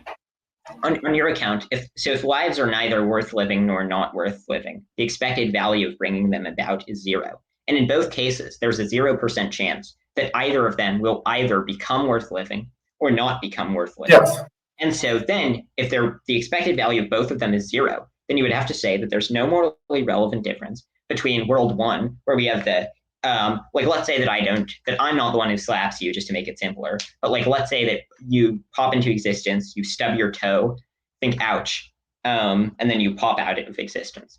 And world 2, where you pop into existence, you eat a chocolate cake, and then you pop out of existence. You'd have to say that there's no morally relevant difference between those two cases, because both of those are in the zone where their lives, the expected value of their life, is 0.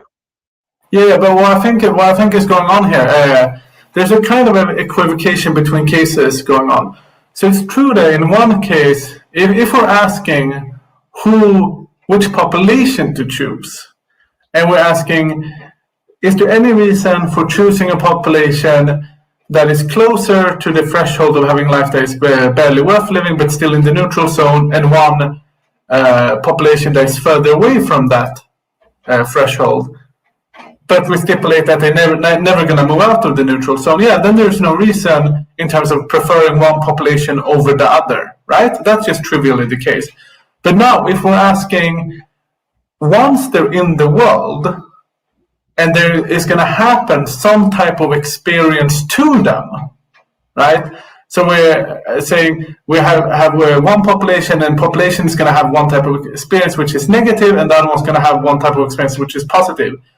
Even though it might be the case that the population will not have an experience which is sufficiently positive to bring them over to life barely worth living or life barely not worth living, we still have a reason then, in the case when they're now actually existing, to not want them to have the negative and or positive experience from a utility perspective. Right, but my claim was about in terms of creating populations. So on your account, you would have to say that if we could create one of two populations. Population 1 would have everyone who has the experience of stubbing their toe. Population 2, everyone has the experience of eating a chocolate cake. And then after that, both of them pop out of existence. You would have to say that there's no morally relevant difference between creating world 1 versus creating world 2. Yeah, so if they're both neutral, I don't think there's going to be any morally relevant difference between them. And insofar as this sounds counterintuitive, I would like to say two things. Well, first, if we truly think about the fact that both of these experiences are so quick and so short-lived that they are in fact neutral, then it doesn't seem as counterintuitive anymore. But secondly, if this is kind of the most counterintuitive implication we get, but this is something that allows us to avoid the reverse repugnant conclusion and very, very repugnant conclusion, this just seems like a theoretical purchase which is clearly worth buying, you know? Okay, so in terms of the first thing, that your claim that it seems counterintuitive, that it seems less counterintuitive. Well, but you've said that the threshold is fairly high for being a life worth or not worth living. So if we have a person who pops into existence, has a migraine headache for an hour, and then pops out of existence, you'd have to say that creating a population of 1 trillion people who have an hour-long migraine and then pop out of existence is morally equal to creating a population of people who have a really enjoyable hour where they, I don't know, just get a massage and then eat a chocolate cake and then and then pop out of existence. You would have to say that there's no morally relevant difference between those two worlds. And well, I mean, that seems incredibly counterintuitive to say that. But wait, yeah. So I mean, I don't know. So a lot of this is going to turn on the fact on the ground. But I don't know if you have I think these kind of cases suffer from being underdescribed. So if you just think about the fact that in one case you have a world that pops into existence, and the only thing they have for that hour is like a migraine. That's the only thing they experience. They're just in a room and they're just experiencing this migraine, right? Yeah. And then you have one other. It's not clear to me that would be a population that it has a life in the neutral zone. That just might be a population that has a life that's barely not worth living. Because if we're looking at the fact that they're just going to exist 1 hour, and for that 1 hour, everything they're going to experience is this migraine. Migraines are really horrible. I don't know if you've ever had one. They're really awful. And that's the only thing they experience. It's not that ludicrous to say that, well, that person and those people might just have lives that are barely not worth living. The reason why this kind of solution is palatable is because in the repugnant conclusion, when we're comparing population sets, presumably what we're comparing is population sets over some time span of life. Those are the types of cases which we would value an explanation in most, because those are the types of cases which are most approximate to reality. And in those types of cases, this just seems to be a very non-counterintuitive solution, and it doesn't seem to have this kind of weird implication it has here. But yeah, let me just also note that I really do think if it's the case that there is a population, all they do for 1 hour is to suffer from these migraines, that just might be a population that has a life that is barely not worth living.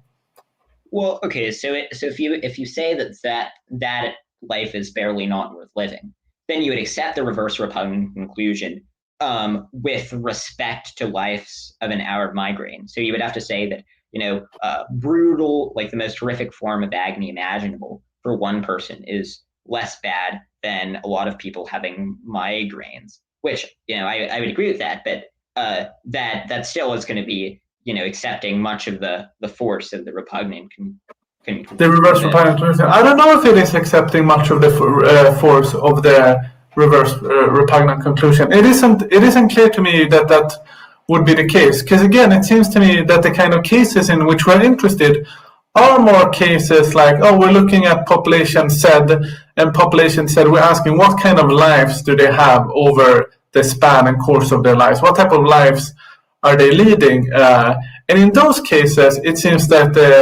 this positing this neutral zone in between the lives just gets a very favorable result. Now, obviously, it's going to be the case that, for any philosophical theory, you can come up with thought experiments that will make that theory seem quite counterintuitive. But I really do think that all philosophical work has to be comparative. And it just seems that we get a comparatively better answer to the reverse repugnant conclusion and the very repugnant conclusion by having this kind of neutral zone, which is dense to move through in some sense. Well, okay, so I'll return to the first point first, which was the point about how an hour of migraine might be a life that's not worth living. Sure, but we can make the migraine, like, let's say it's a 5-minute migraine. Would that be a life that's not worth living? I mean, I guess, like, again, my intuition would be if it's a 5-minute migraine, you pop into existence, you have a headache for 5 minutes, that life seems pretty neutral to me. Well, but then you would have to say that it would be morally irrelevant. So if we could bring back two worlds, world one, where we have 1 trillion people who have 5-minute migraines and then disappear. World two, where we have people who have 5-minute, like, eating cake and then disappear. That there would just be no morally relevant difference between those two worlds. That seems deeply counterintuitive. Well, okay, I mean, does this seem counterintuitive to some extent? Yeah, but I think, like, once again, I will just say, if we look at the experience of having a 5-minute migraine, that's just like your head hurting for 5 minutes. And we look at the experience of having a 5-minute massage. That is just your back being rubbed for 5 minutes. It's true that, you know, the migraine is going to have some type of bad dopamine effects and the massage are going to have some type of good dopamine effects. But would we want to say that those things are sufficiently good and or bad that it makes your lives barely worth living or barely not worth living? That doesn't seem to me to be the case. Would we want to say that a person, just by virtue of the fact that they had a 5-minute migraine, suddenly has a life that is barely not worth living? I don't know, that seems very counterintuitive to me to say. Oh, well, I don't think it seems, I mean, it doesn't seem that counterintuitive to me. I mean, it seems practically unlikely because it would require that the hedonic balance of all their other experiences balances out at zero. But this has another kind of counterintuitive implication. So can you just give a kind of a rough estimate of how long a migraine would have to be to make a life not worth living? Again, I mean, I think all of this kind of, I just want to know that I think, like, the kind of force all of these cases should be trusted less than, like, real life cases where you look at, like, factors or variables. But if we just look at this, like, migraine case, I guess, like, how long would I have to say that a migraine would be in order for it to be a life barely not worth living? Well, so if you have a really bad migraine, you know, one of those where as you approximate like 30 minutes, you start to want to throw up and your body is shaking in pain and you can't, like, touch the light and tears are running down your face. Then, yeah, 30 minutes of that, yeah, and that's the only thing in your experience and you will never have anything else. And that's the only thing occupying the entirety of your 30 minutes existence. And then after that, you, like, die or you pop out of existence. Yeah, then that life might be barely not worth living. Sure, but that wouldn't seem so counterintuitive. That seems pretty horrible. That seems like 30 minutes of torture. Right. Yeah. So, but you would say that 5 minutes of that would be morally equivalent to 5 minutes of joy. I don't have to say. I think this is where the equivocation comes in. So I don't have to say that they're equivalent, right? Once they're in existence. Just to clarify, there's no morally relevant difference, like two populations where you bring about one versus where you bring about the other. Have to choose between the two. Right. Then in that case, I should flip a coin. That's true by virtue of this theory. But once they're in existence, and here's why we reduce the counterintuitive. Once they're both in existence, right? Then I can say I would. That one is less preferable than the other one by virtue of them being closer or further away to getting to a life that is good or bad. Yes. So there's, like, ways to mitigate the counterintuitiveness here. But again, so if you compare this counterintuitiveness to the counterintuitiveness of just, like, the comparative counterintuitiveness of just having a full-on self-acceptance of either the repugnant conclusion and the reverse repugnant conclusion and the sadistic conclusion and the very repugnant conclusion. That just seems way more counterintuitive than this. I would also like to posit that even though that this has some counterintuitive implications, someone perhaps you're getting in here, it also has a great sense of explanatory value, what I think is for how reality actually looks like to some extent. So if we look at reality, how it is in how it just seems to be in the real world, it just seems to be the case that in a person's life, it will rarely, almost never be the case that, for example, a lollipop lick could like make the difference between a person having a neutral life or a life that's barely not worth living. Now, let's say we really want to insist. Let's say we really want to insist that a lollipop could make the difference in a person's life between a life that's barely not, that is in the neutral zone and barely worth living. Let's just say we really want to insist that to be the case. Notice that that is going to be even more counterintuitive without the neutral zone. Because without the neutral zone, we have to then buy that the lollipop is going to be able to make a difference between a life that is barely not worth living and barely worth living. And that just is even more counterintuitive than a life from the neutral zone to the barely not worth living or barely worth living case. So there's a great sense in which things just becomes easier to accept on multiple levels of analysis with this neutral zone. I don't find that to be especially counterintuitive. We can get to the counterintuitiveness of accepting just the reverse repugnant conclusion outright in a moment.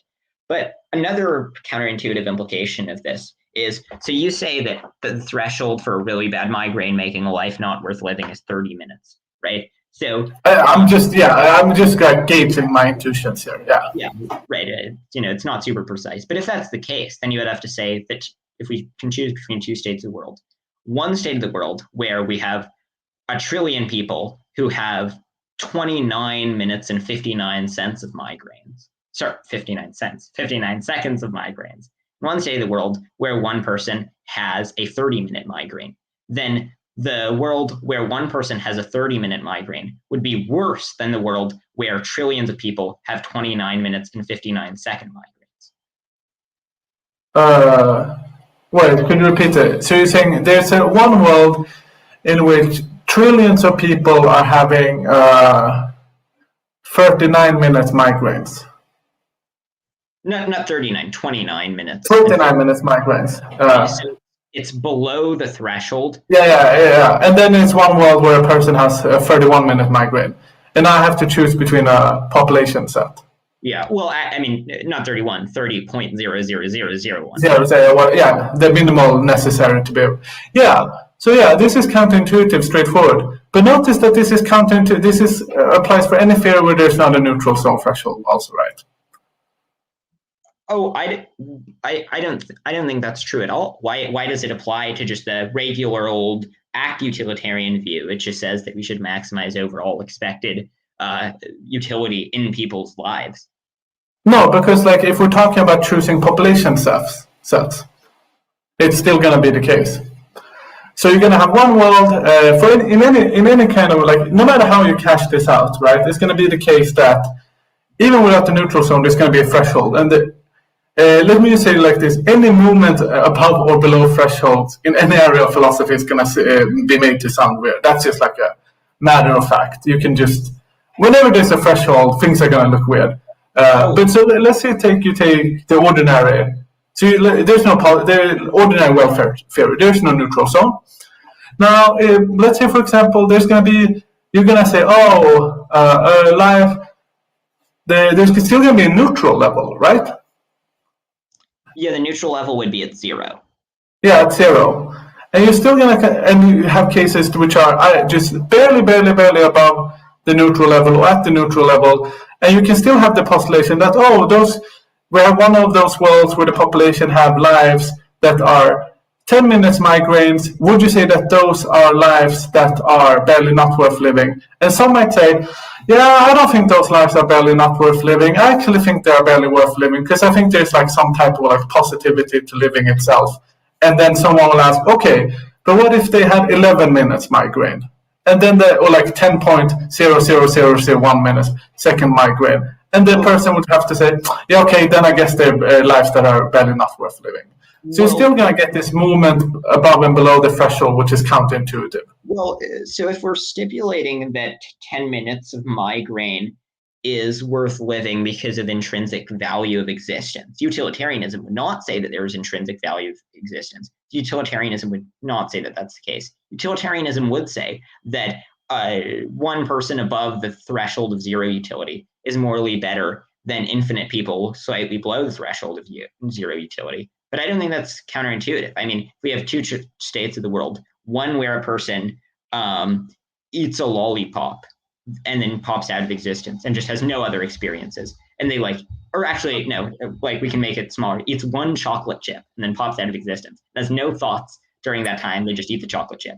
And we compare that to a world where everyone stubs their toe and then pops out of existence. Doesn't seem at all counterintuitive to say that the chocolate chip world is going to be better than any number of people who pop into existence and stub their toe. No. What I'm trying to get here at, as long as there is a threshold, which there will be in any version here, right? There's going to be movements above and but there's going to be a weirdness when it comes to what we think constitutes sufficient enough reasons for moving below and above the threshold. So even if there's no neutral zone, I could ask you, for example, do you think that 30, let's say there's no neutral zone, right? Do you think that a 30-minute migraine in an ordinary life is enough to move you down below the threshold? So in your life, we take your life, would you, if you had a 30-minute migraine now, would you be below the threshold? No, I don't think so. I think my life's is sufficiently worth living that would not be made not worth living by a 30-minute migraine. Yeah, and then, but presumably there's some approximation of a migraine that would make your life not worth living. Yeah, sure, but I don't think that's counterintuitive. I mean, if I had 2 hours of migraine a day, it seems like my life would not be worth living. Yeah, so let's say let's say you just had 2 hours of migraine now, and this would make your life barely not worth living, right? Oh, well, I think that my life is sufficiently good to be above the threshold such that 2 hours of migraine as a one-off thing would not be enough. But yeah, okay. But, I'm just trying to stipulate. Okay, so but let's just say for the sake of we can imagine a person whose life could be made not worth living by 2 hours of migraine. Sure. Yeah, exactly. And now, because here's what I'm trying to demonstrate. So now, where you can ask, okay, so then it seems that in this condition X, which the person is, if we had 30 minutes of migraine, their life is barely not worth living anymore. But if we had 29.59.999999999 minutes of migraines, that life is barely worth living, and perhaps in the neutral zone.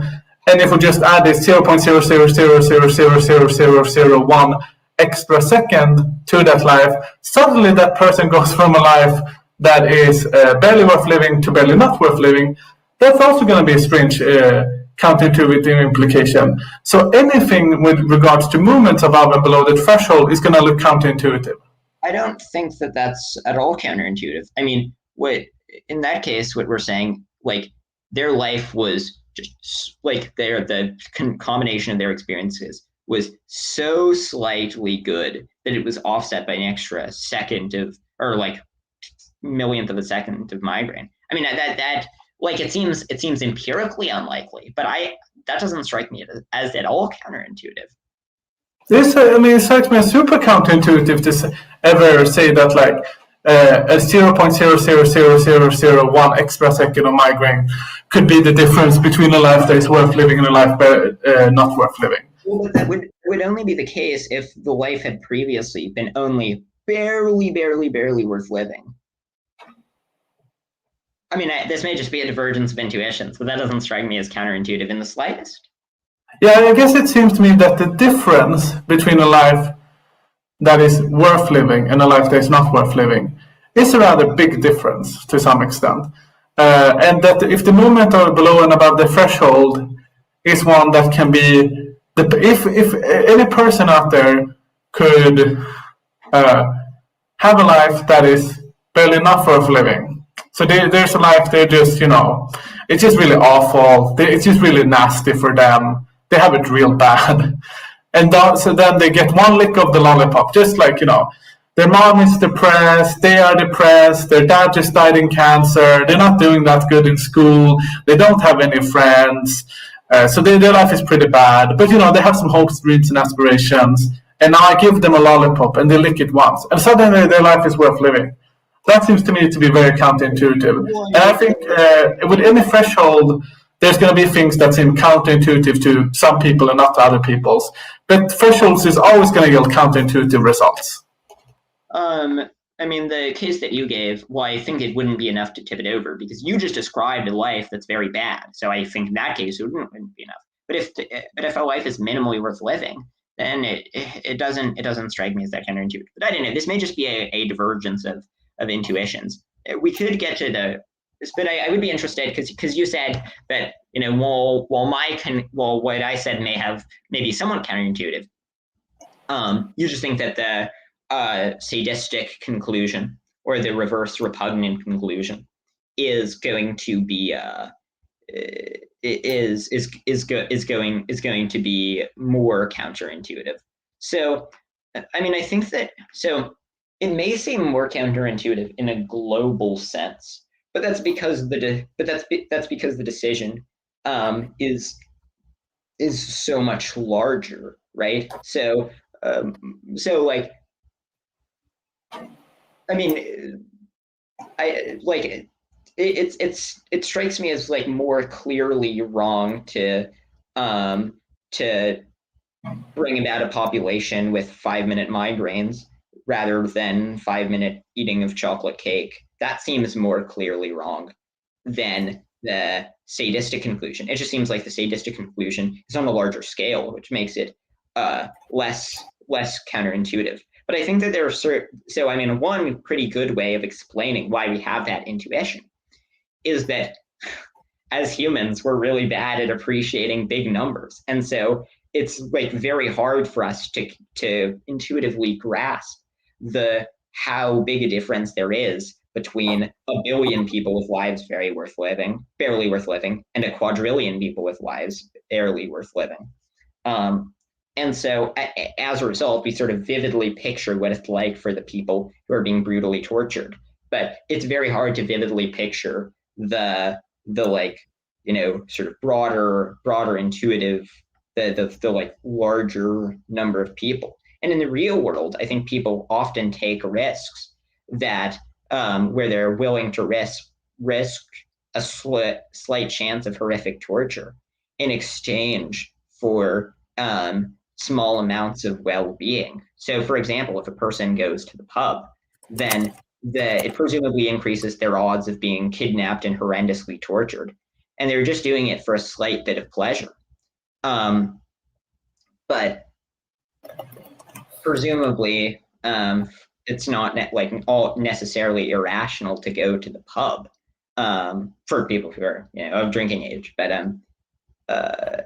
and so I think that like sort of in real like it sort of strikes me as I think it was Scanlon's thought experiment, which was an argument against utilitarianism, where like suppose that we have a football game that's entertaining many billions of people, let's say, and then a guy gets stuck in the room that gets stuck with the control board or something. I don't know exactly how it would work. And the only way to keep the game going is to electrocute that guy to death. That's the only way to prevent the game from being shut off and deprived for billions of people. Scanlon says that that's counterintuitive. So I mean, I agree legally, right? We shouldn't allow you to kill people for entertainment for the masses. But I mean, just sort of in a vacuum as a moral issue, setting aside issues of legality, we constantly take these small risks of death in exchange for fleeting moments of well-being. I mean, it just seems like there's sort of scope neglect in these cases. Yeah, sorry, but the latter point, what does that have to do with the sadistic conclusion? Because the sadistic conclusion is that for any number of lives with any negative welfare, that is tormented lives, there are situations in which it would be better to add these lives rather than some number of lives with positive welfare. Wait, what? Wait, the sadistic conclusion says that for lives with negative welfare, it would be better to add than lives of positive welfare. Wait, doesn't it say that lives of one life of very, very negative welfare would be less bad than many lives that are just barely negative welfare? I don't know which sadistic conclusion you're reading with. Explain the sadistic conclusion. So my understanding of the sadistic conclusion has been that for any number of lives with any negative welfare, there are going to be situations in which it would be better to add these lives to some population with positive lives of welfare, given that there are sufficiently many of them, or given that they impact the population of positive welfare sufficiently well, than adding a number of lives with positive welfare to that population. Well, but if the lives have negative welfare, then it would be actively bad to add them. But they have a lot of negative welfare. They're not overall negative.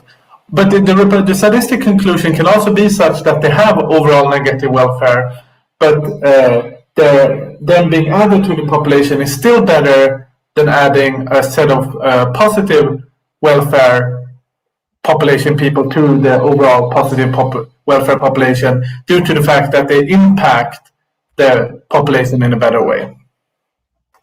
Oh yeah, so sure, I would agree with that. I mean, I think that we should maximize overall welfare. Yeah, exactly. I take a total view. Right, but I think the reason why that strikes us as counterintuitive is because it's just, I mean, it's really hard to imagine this number of people with lives that are not with lives that are slightly worth living, that outweighs lives that are not worth living. It's just hard for us to intuitively grasp these large numbers. Yeah, so I mean, I think I've seen someone do this thing, and I guess I'm quite suspicious towards that line of argumentation in general.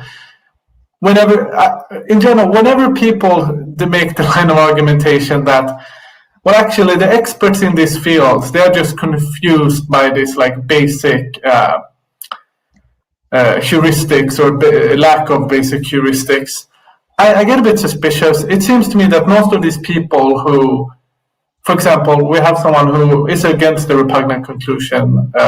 Perhaps we have I think Temkin is against it, Arrhenius, to say that, well, actually they're just against it because they're kind of confused about gauging these intuitions and we can't really gauge them. It seems a bit strange to me to say that. I don't see any reason to believe it. Well, I mean, I think I didn't think that that's especially counterintuitive. I mean, to give one kind of parallel case, there was a study, I think a study that was done with doctors, where doctors were asked to make some. So doctors were given a case where they were told that there's some test that has a 5% rate of false positives. But the percentage of people who get tested have a 1% chance of actually having the disease.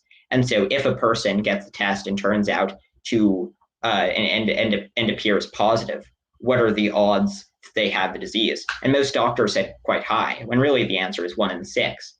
And so even very qualified doctors are just not very good intuitively at doing at just sort of doing these mental calculations. And I think that that's only exacerbated by having the numbers be quadrillions of people. I mean, the human brain evolved to do, to be able to form intuitive mathematical judgments about very simple cases, not about cases as grand or complex as the repugnant conclusion or the reverse or sadistic repugnant conclusions.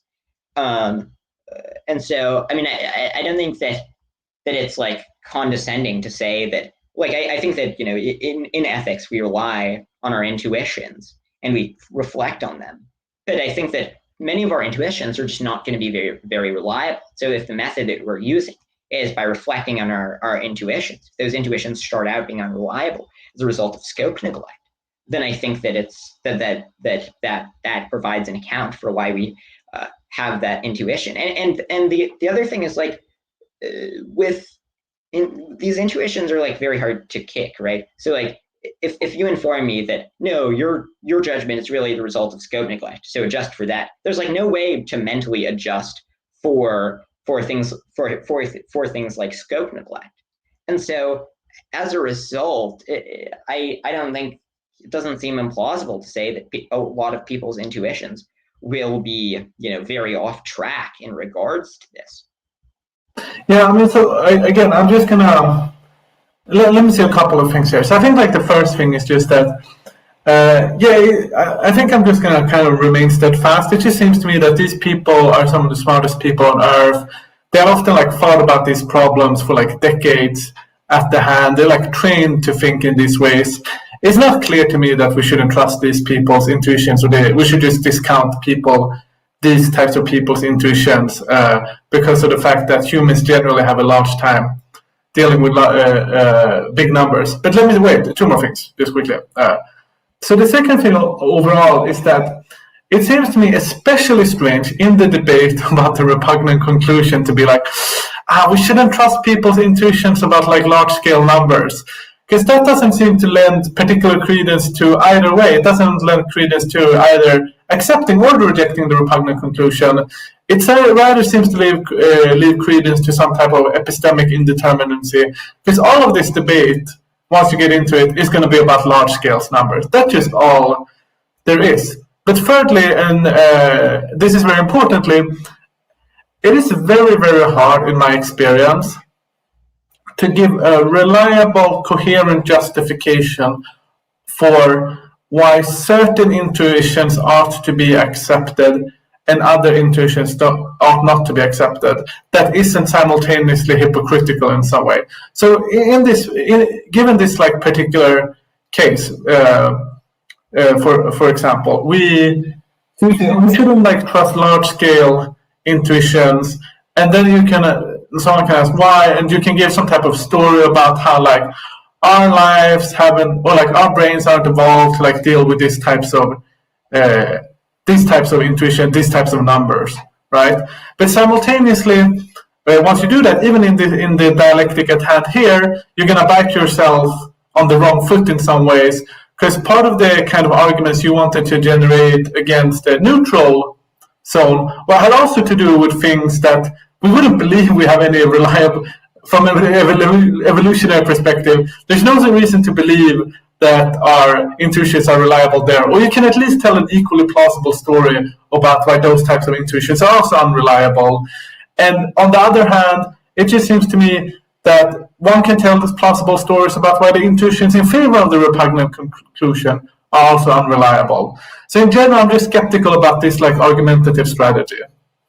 Yeah, so in terms of the first point that you made, you said that it's going to be implausible that these people are getting it wrong. Well, the thing is, I mean, there are a lot of people who have thought about the repugnant conclusion, like Michael Huemer, who are intuitionists, who have come to exactly the opposite conclusion, are some of the most brilliant people alive. And so, right, but so in both cases, we're going to have to say that some of the most brilliant people alive their intuitions are wrong, they're forming incorrect beliefs about these things, given the existence of disagreement. And so then we should look to what the most plausible debunking account is. And I think that our inability to conceptualize these very large numbers on scales that we can't conceive of is going to be a more plausible debunking account than the other one. The second thing that you said is you raised the point that that sort of any way we're forming beliefs about the repugnant conclusion is going to rely on these grand proclamations about complex issues in population ethics. Well, I don't think that that's true, right? So the arguments that I gave were about like comparing sort of very simple states that we're more familiar with. So like a migraine versus eating of chocolate cake. And that's not some, that issue is just, incredibly, banal and simple. And I think that the leveling down rule is pretty simple and allows us to compare simple cases. So it makes it that we don't have to make these sweeping proclamations with these massive numbers of things that we have no ability to intuitively get our head around. The third thing that you said is that you think that the debunking accounts could sort of cut both ways. Well, so I don't think that that's true. So I mean, I could present like the way that I think utilitarianism escapes evolutionary debunking arguments. There's an interesting paper by Adam Lerner on this, and another paper by Sinababu. Peter Singer's talked about this. I could get into that, but the account's somewhat complicated. But in the case of simpler examples that we're more familiar with in our daily lives, that we're sort of more able to grasp, I think you would expect those intuitions to be more reliable, given that we gained the ability to reason. It seems like from our reasoning skills, we're able to come to mortal conclusions on the basis of reasoning, which are reliable for similar reasons to the reasons that our mathematical beliefs are reliable, given that they're the result of careful reasoning. But much like we would trust our mathematical belief that 3 times 3 is 9, but we would not trust our intuitive belief about what 10,999,334,568 divided by 667 is. We wouldn't trust our like initial intuitions about these things without like plugging it into a calculator or doing long division. Unfortunately, in the moral domain, we don't have a calculator, and we don't have the ability to do long division.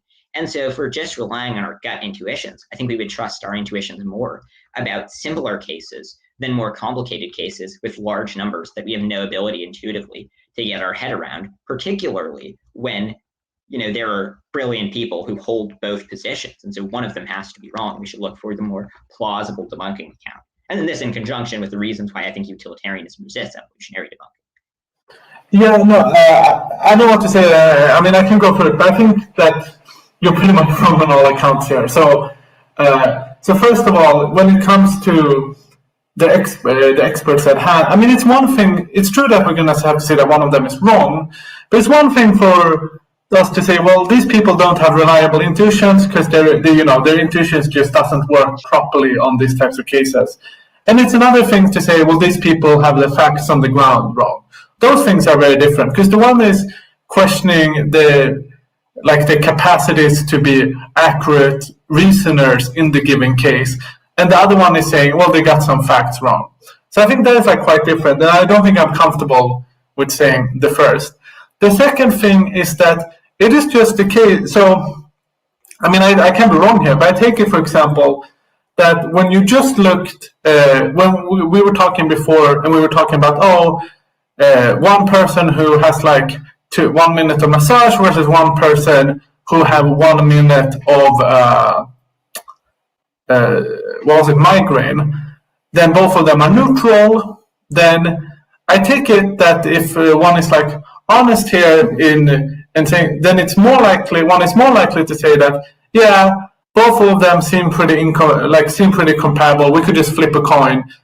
But where the counterintuition came in, if you recall, was once you scaled up these cases. So you scaled up these cases and you had said something like, what if you have to compare then 3 trillion people with stubbing the toes versus 3 billion people with chocolate cake eating for 1 minute or massage for 1 minute?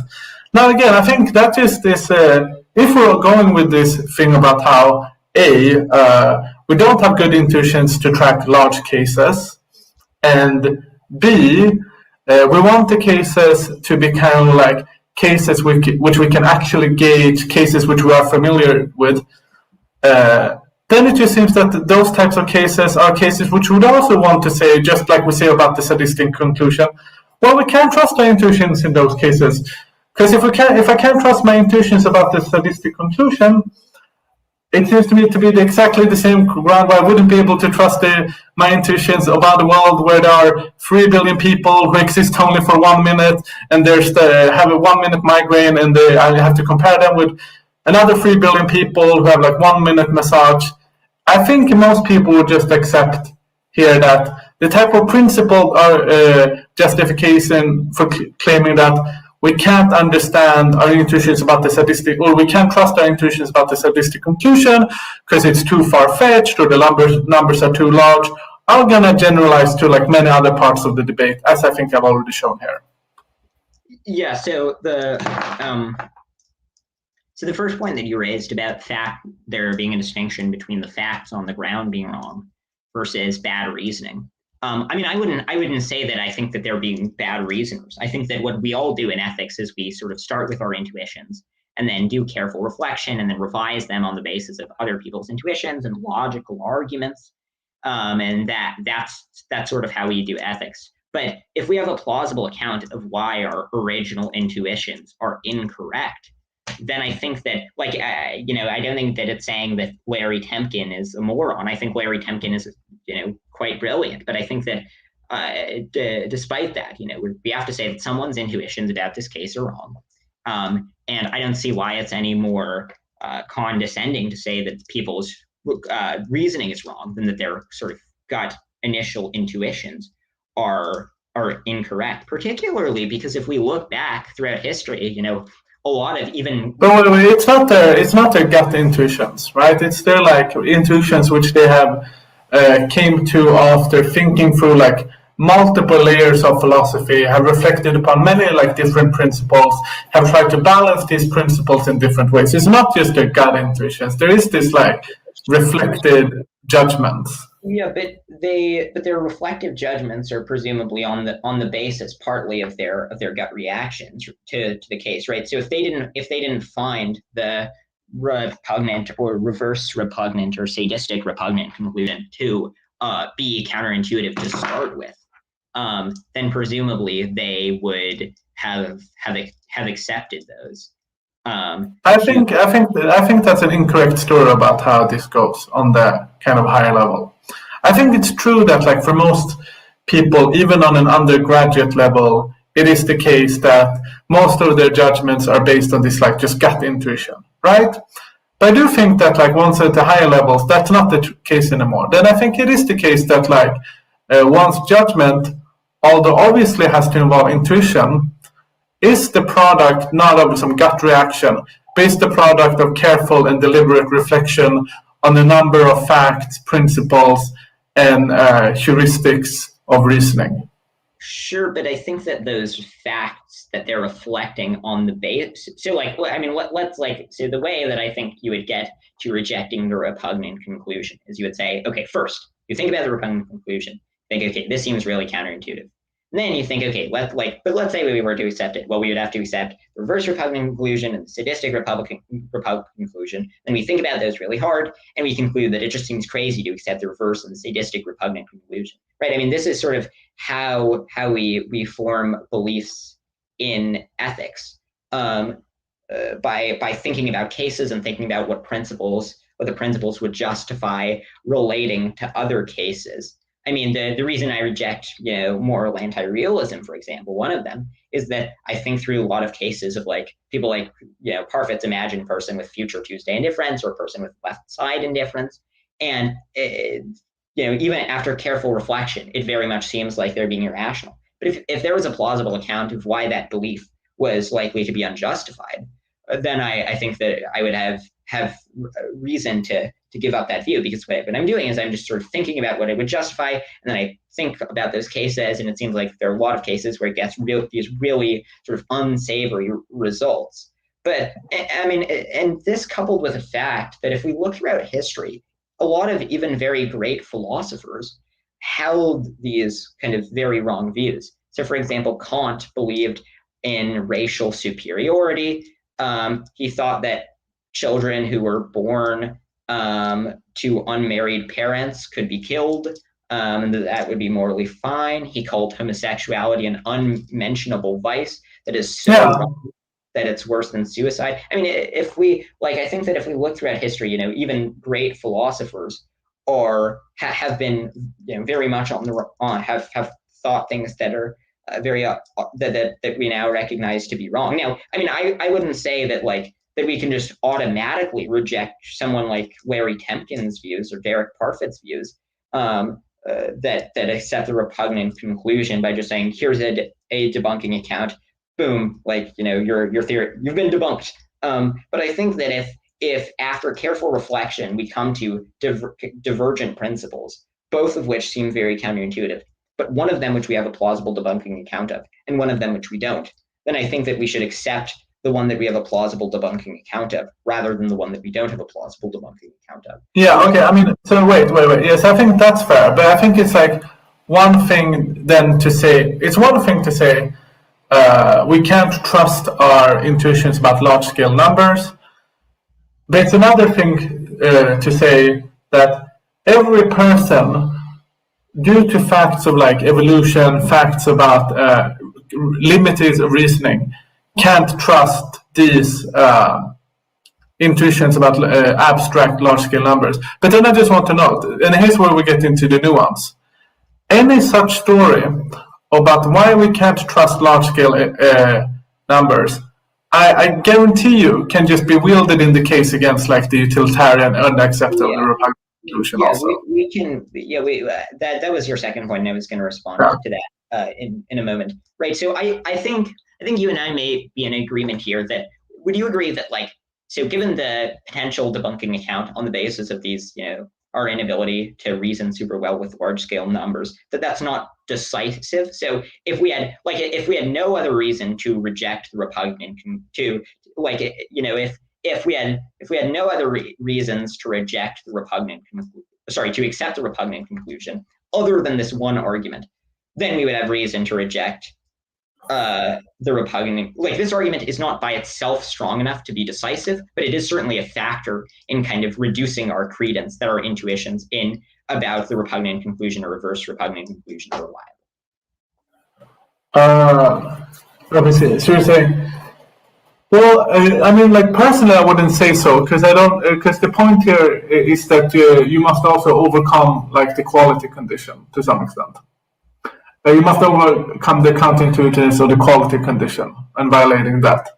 But I mean, I get your point. I don't think it's a bad point. But I have a hard time saying that I would think that is true. First of all, because I just think that we can do this reasoning about large scale numbers to a very good extent. I think we can do it to a sufficient extent in order to get most of the kind of claims in this debate off the ground. But secondly, I do think that it is about both reducing the repugnance of the repugnant conclusion. But I don't think reducing the repugnance of the repugnant conclusion is going to come primarily from saying that we don't understand how to reason well, or we can't trust our intuition about large scale numbers that are involved in the sadistic conclusions or things like that. I think it's going to come from showing that the repugnant conclusion isn't repugnant and showing that the quality condition is wrong, if that makes sense. Yeah. So, well, I think that it could be both. So we can have a variety of arguments that each cut our confidence that we should reject the repugnant conclusion. But I mean, one last point I would make on this subject, and then we can get to the claim that this cuts both ways and also applies to the intuitions that I'm appealing to. A last point that I would make is just things that we know about human psychology, I think, suggest that this is the case. So, for example, Nick Beckstead talked about this in a 2013 paper where he described how, for example, people will pay much more to provide aid. People are willing to care much more about providing aid to 100,000 people if they're in a country of 500,000 people than if they're in a country of 1 million people. And obviously, the number of other people in the country does not matter morally, but people intuitively care about it because they think of it as a percent of the country, which is going to get some flawed and and so I think that just we have reason to suspect that our intuitions would be off track in this case. Now, obviously, if we had no other reason to reject the repugnant conclusion, then I think that wouldn't apply. But I think we do have other strong reasons. And so when comparing between these two principles, I think we should trust more the principles like the one that I've laid out rather than the counterintuitiveness of the reverse or the sadistic repugnant conclusion. But we can move on to the second point. Do you have anything else to say on this first point, or if not, then we can move on to the second point? I just think let's move on to the more important points. Yeah, so you say that it's only counterintuitive when we compare billions of people. So I would say two things. So first is that I would say that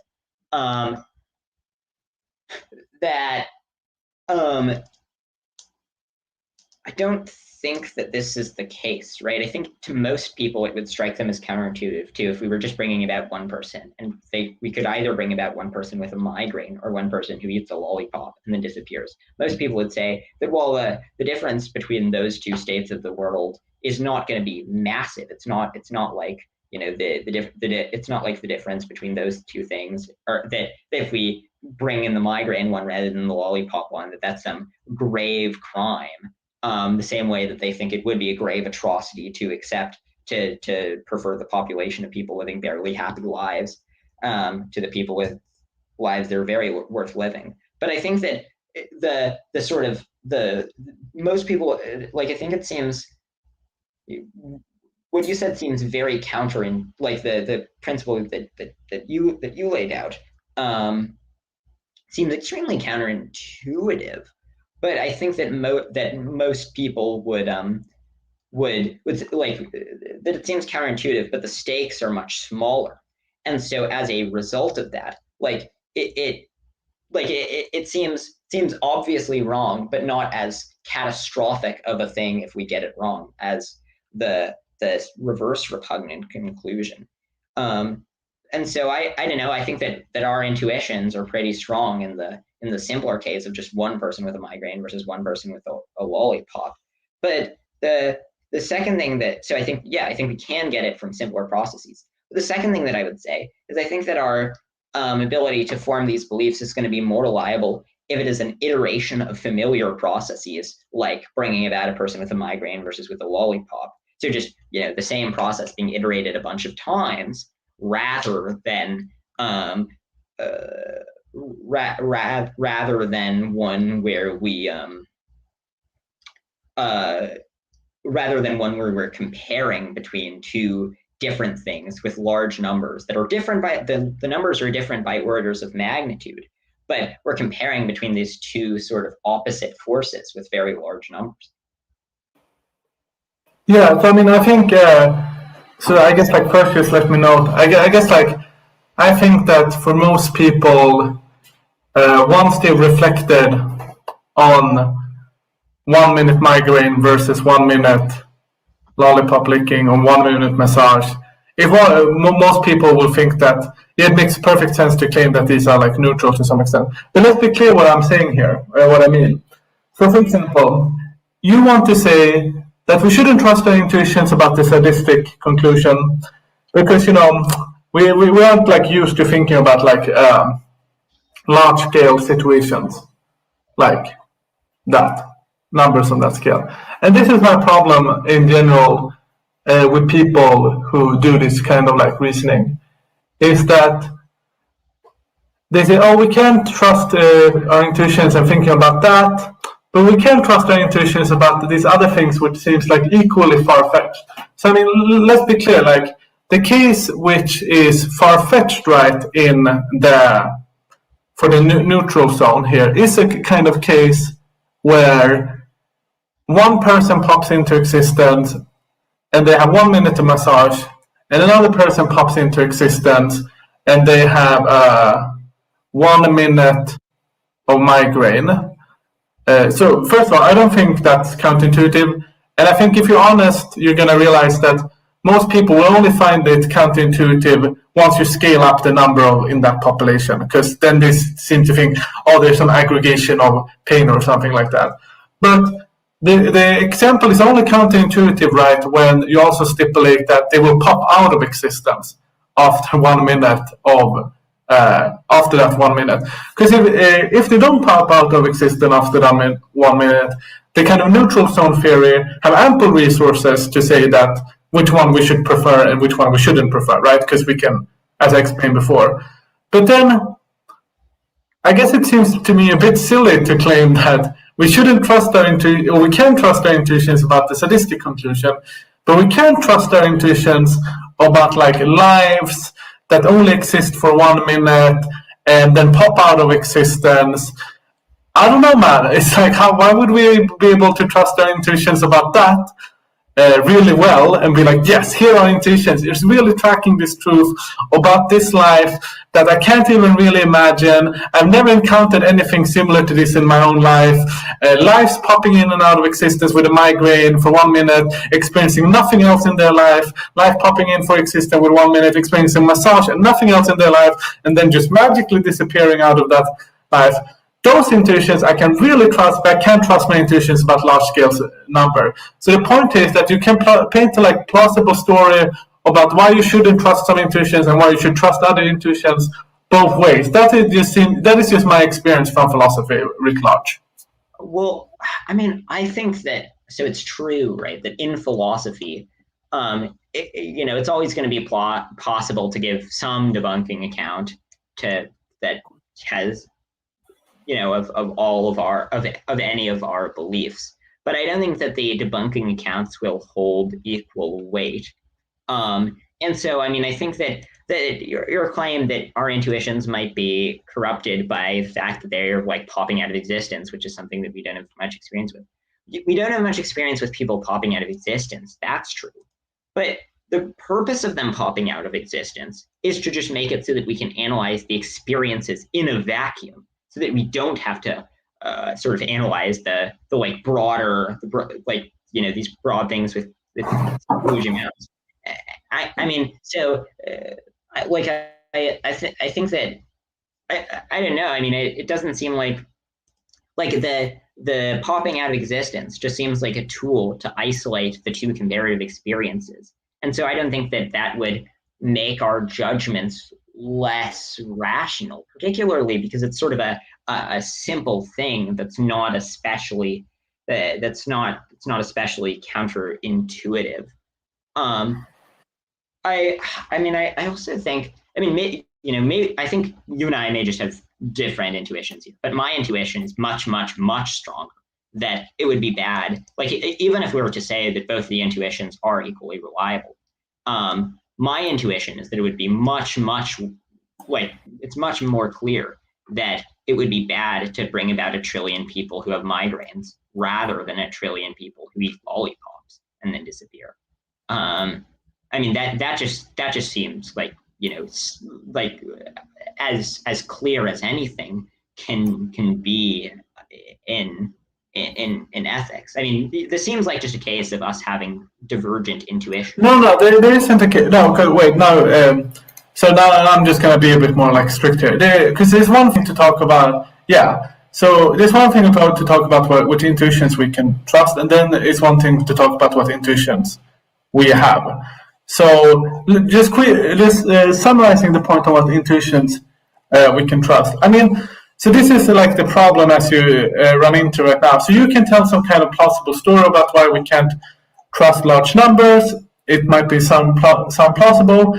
That I might counter with something like, if I were like to want to really strictly defend these anti-repugnant conclusion principles, I might counter with something. Look, in the comparative, I can clearly like see and imagine the reverse repugnant conclusion. I mean, I know what it's like life. I know what it's for me to have live in a condition where I feel like my life is like just not really worth living, but just like barely enough worth living. I mean, I've been like sad. I've had that feeling to me, and I can extrapolate those lives into like tens of thousands. And I also know what it's like to be like super depressed, to really feel like all of my existence is agony. And I can just clearly imagine those more people having it that way in a world where there are many people who have it that way. I mean, I can't at all imagine anything what it would be like to have lives that pop in and out of existence in 1 minute, and having just a migraine for 1 minute, and whether or not that would make my life neutral or positive or bad. It's just impossible for me to imagine. I mean, so I'm not saying this is the case, but I'm saying I think it's like, if I'm being honest here, one would have to agree that one can paint this story as equally plausible both ways. And that's what I'm trying to raise here, is that the story can be painted equally plausible both ways here. And hence it seems to me better to, instead talking about like which intuitions we can and we can't trust, is to actually argue the principles and the explanatory relevance of certain principles in certain cases. Now, for the other point about the opposite intuitions here, yeah, so I mean, I will like be honest and concede. Yes, I mean, I think there is like something counterintuitive about this. Trillions of people who have a migraine for 1 minute versus trillions of people who have a massage for 1 minute, and saying that we have to say like these are neutral. I mean, I do think that there's something counterintuitive to that. I mean, I can also offer some type of story about why it isn't counterintuitive. And I would offer some type of story, for example, about, well, let's go one life at a time and let's look. Let's have one life where there's 1 minute of migraine, and let's have one life where there's 1 minute of massage. There, it doesn't seem as counterintuitive. It seems like we can flip a coin.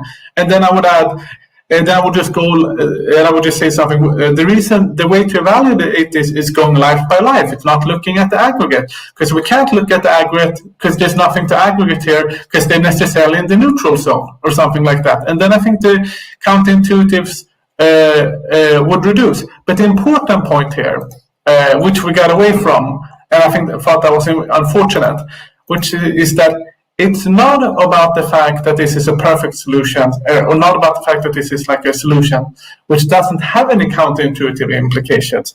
It's about the fact that it's a solution which has less counterintuitive implications than the other ones, because it does a better job with, for example, the reverse repugnant conclusion, the sadistic conclusion, or the very repugnant conclusion. And now here's the thing that I think is like really important for people to realize also, and it's something that could be like a good tip. There's one thing to say, but I don't think these things are that counterintuitive or or like strange, because I'm a utilitarian. And that's all like fine and good. But when we're doing philosophy, if we're trying to argue for the repugnant conclusion, we're not trying to, obviously, in the dialectic at hand, argue against people who are already willing to accept the repugnant conclusion and bite the bullet on the reverse repugnant conclusion and the very sadistic conclusion or the very repugnant conclusion. We're trying to argue specifically against the people who reject the repugnant conclusion because it has those implications. So the relevant question at hand is whether or not the theory evaluated does a better job arguing against those people and a better job convincing those people. Does that make sense? Yeah, so that does make sense. I mean, I think that we may be at a point where, on the basis of the arguments provided, you and I, based on careful reflection, just come to different conclusions. So we both agree that we have some reason to distrust each intuition.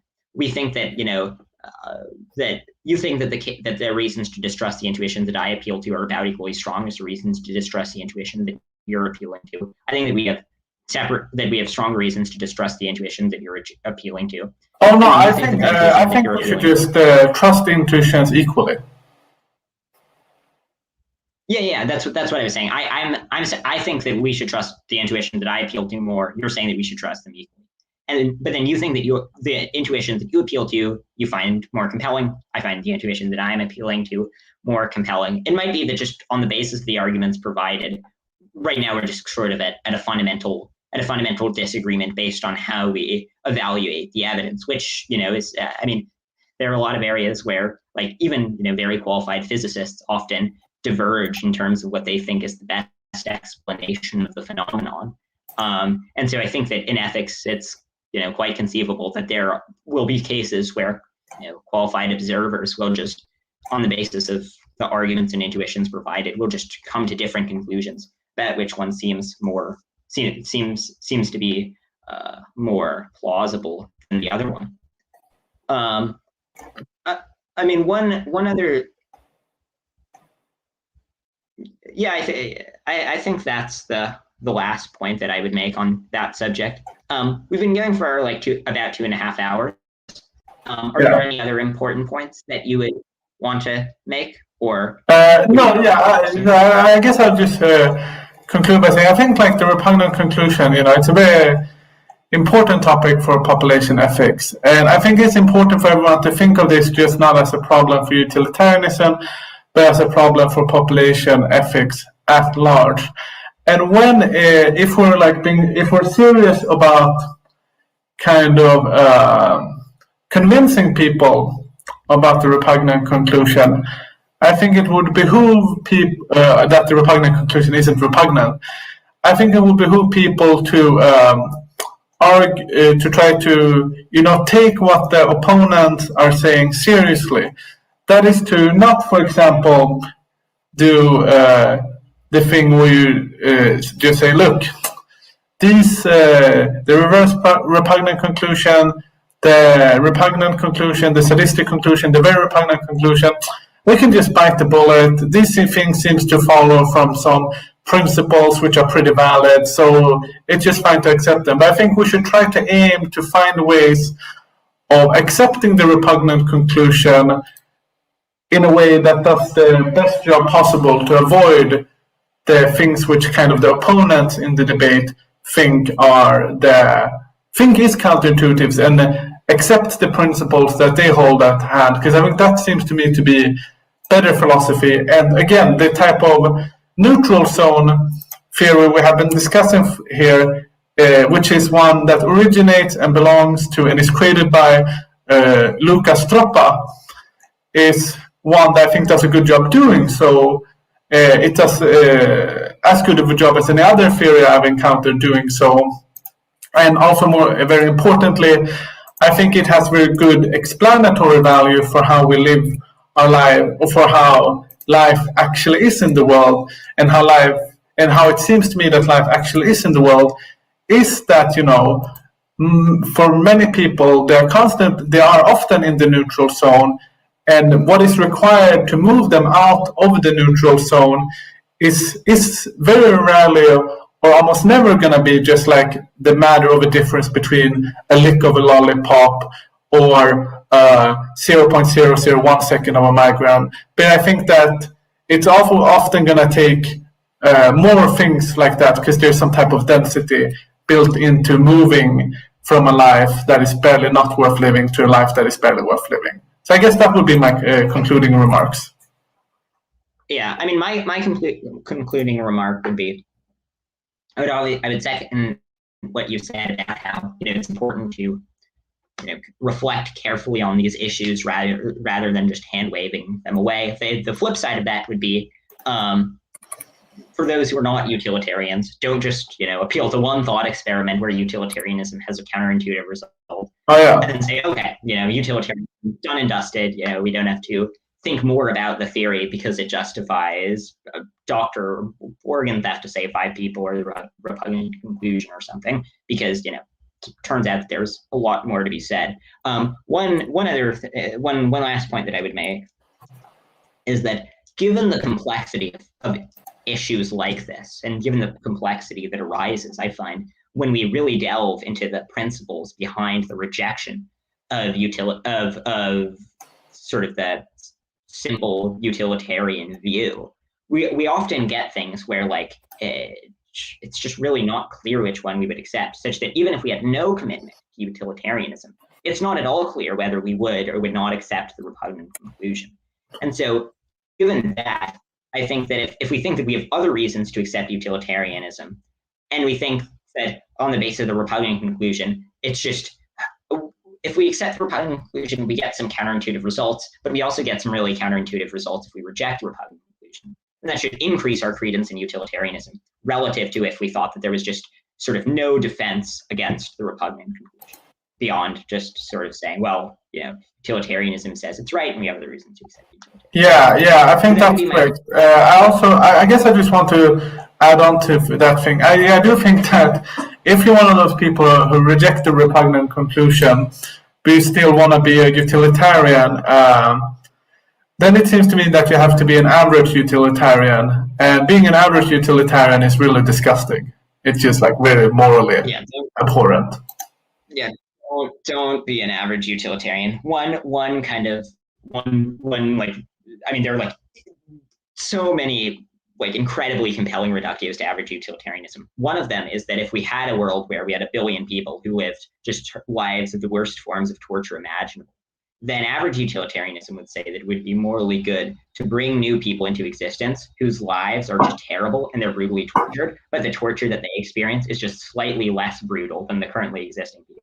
That would raise the average. So bringing miserable people into existence who are slightly less miserable than the already existing miserable people would be morally good on average utilitarianism, which seems extremely counterintuitive. It would also say that if we have 1 billion people with Google units of well-being, it would then, after doing that, it would be morally bad to like bring about people with well-being trillions of times greater than the well-being that we experience. So I mean, bunch of problems with average utilitarian. Don't be an average utilitarian. All right, cool. It was fun. So it was really fun. Perhaps we can do it again sometime. We could discuss more realism, anything like that. And if anyone wants to like find me, they can find me like on YouTube. I have a YouTube channel called Inquiry where I make videos about philosophy. I'm currently doing a 3-part video series where I'm kind of like evaluating and arguing against libertarianism as a theory of morality, as a theory of justice, and as a theory of governance. Yeah, I'll put a link to that in the description. Great chatting. Great. Thanks for watching, everyone. Talk to you later.